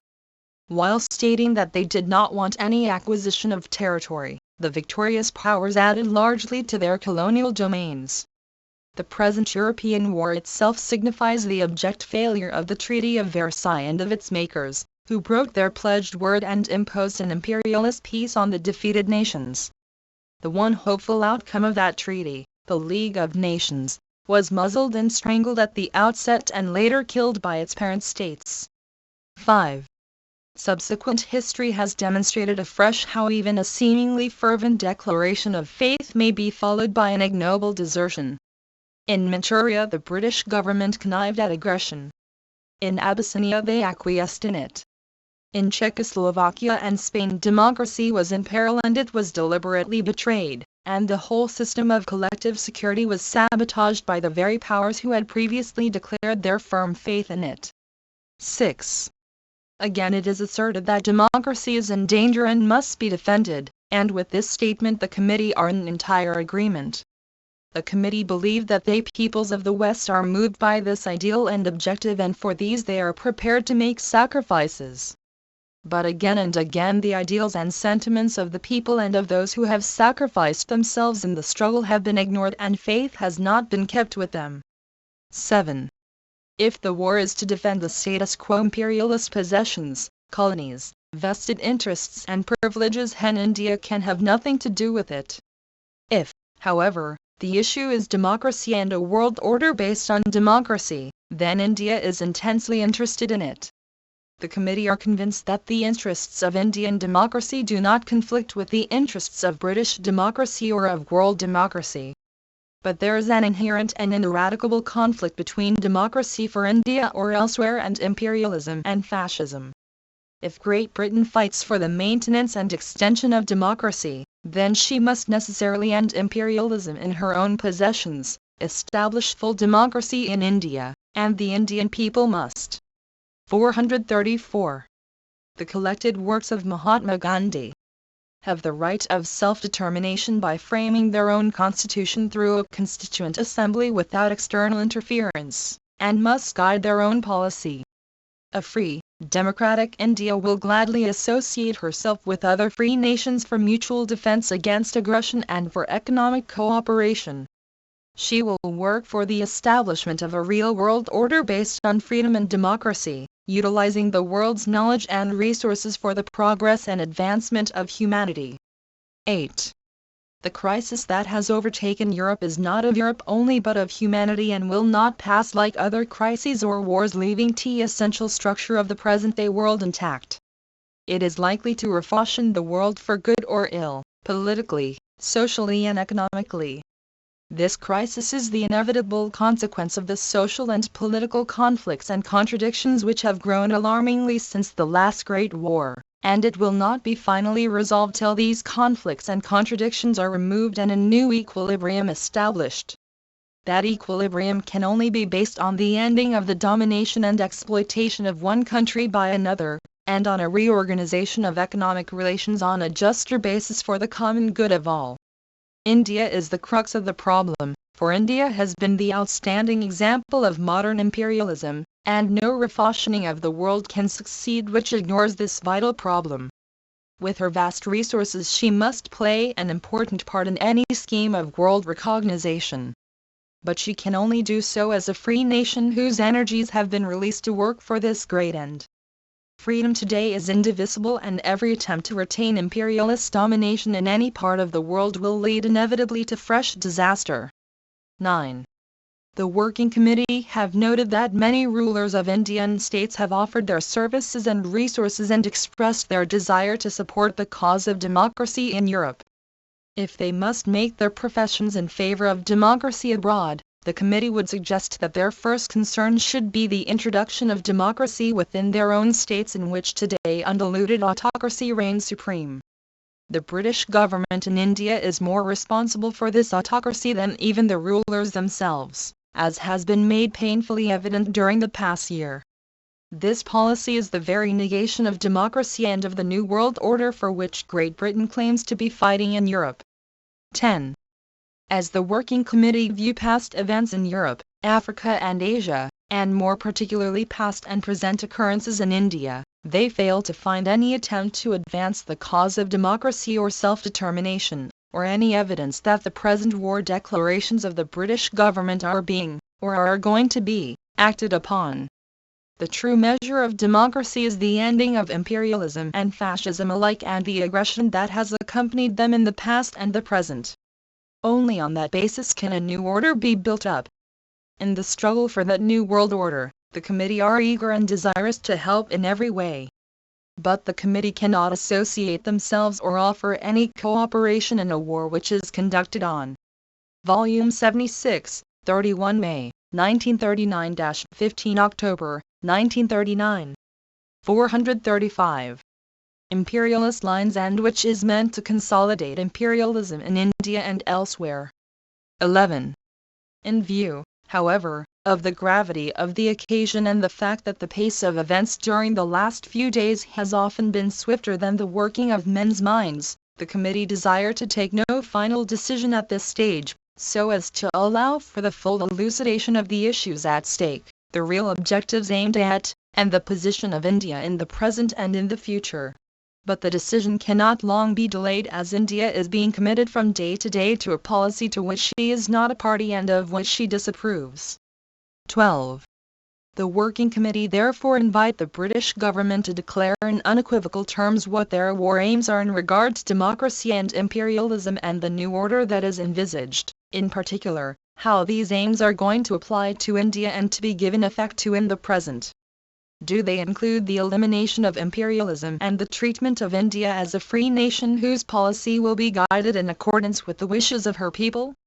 A clear declaration about the future, pledging the government to the ending of imperialism and fascism alike, will be welcomed by the people of all countries, but it is far more important to give immediate effect to it, to the largest possible extent, for only this will convince the people that the declaration is meant to be honored.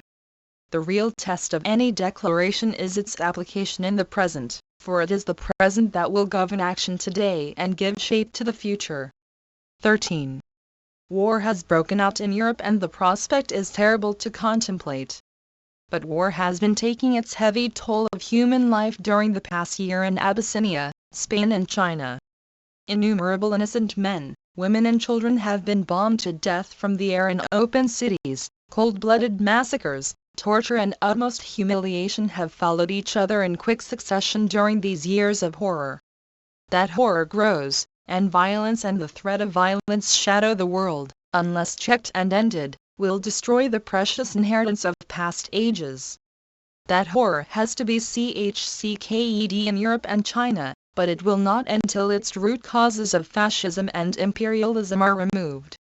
To that end, the Working Committee are prepared to give their cooperation.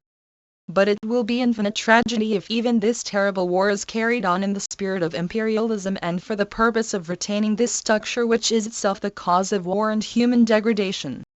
14. The Working Committee wished to declare that the Indian people have no quarrel with the German people or the Japanese people or any other people. But they have a deep-rooted quarrel with systems which deny freedom and are based on violence and aggression. They do not look forward to a victory of one people over another or to a dictated peace, but to a victory of real democracy for all the people of all countries and a world freed from the nightmare of violence and imperialist oppression. 15. The committee earnestly appealed to the Indian people to end all internal conflict and controversy and, in this grave hour of peril, to keep in readiness and hold. 436.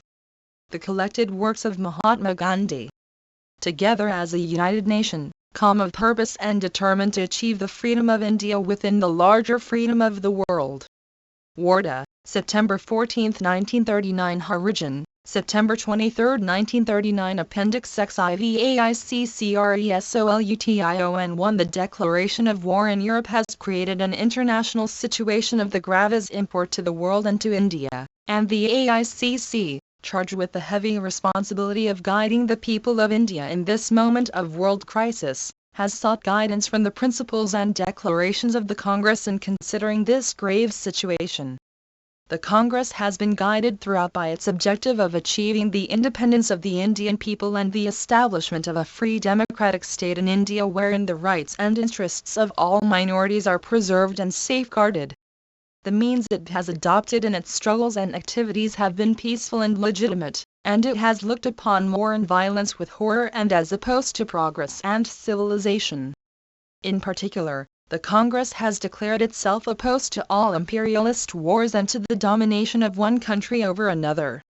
In spite of the repeated declarations of the Congress in regard to war, the British government have declared India a belligerent country without the consent of the Indian people, and various far-reaching measures have been hurried through the legislatures and promulgated in the form of ordinances, vitally affecting them and circumscribing and limiting the powers of the provincial governments. The AICC, however, does not wish to take any final decision precipitately and without giving every opportunity for the war and peace aims of the British government to be clarified, with particular reference to India. The committee approves of and endorses the statement issued by the Working Committee on September 14, 1939, on the war crisis, and repeats the invitation contained therein to the British government to state their war and peace aims. While the committee condemns fascism and Nazi aggression, it is convinced that peace and freedom can only be established and preserved by an extension of democracy to all colonial countries and by the application of the principle of self-determination to them so as to eliminate imperialist control. In particular, India must one vide discussion with a friend, on or after October 10, 1939. Statement to the Press, September 28, 1939. October 13, 1939. And October 18, 1939. Volume 76, 31 May, 1939-15 October, 1939. 437. Be declared an independent nation, and at present application must be given to this status to the largest possible extent. The AICC earnestly trusts that this declaration will be made by the British government in any statement that it may make in regard to its war and peace aims.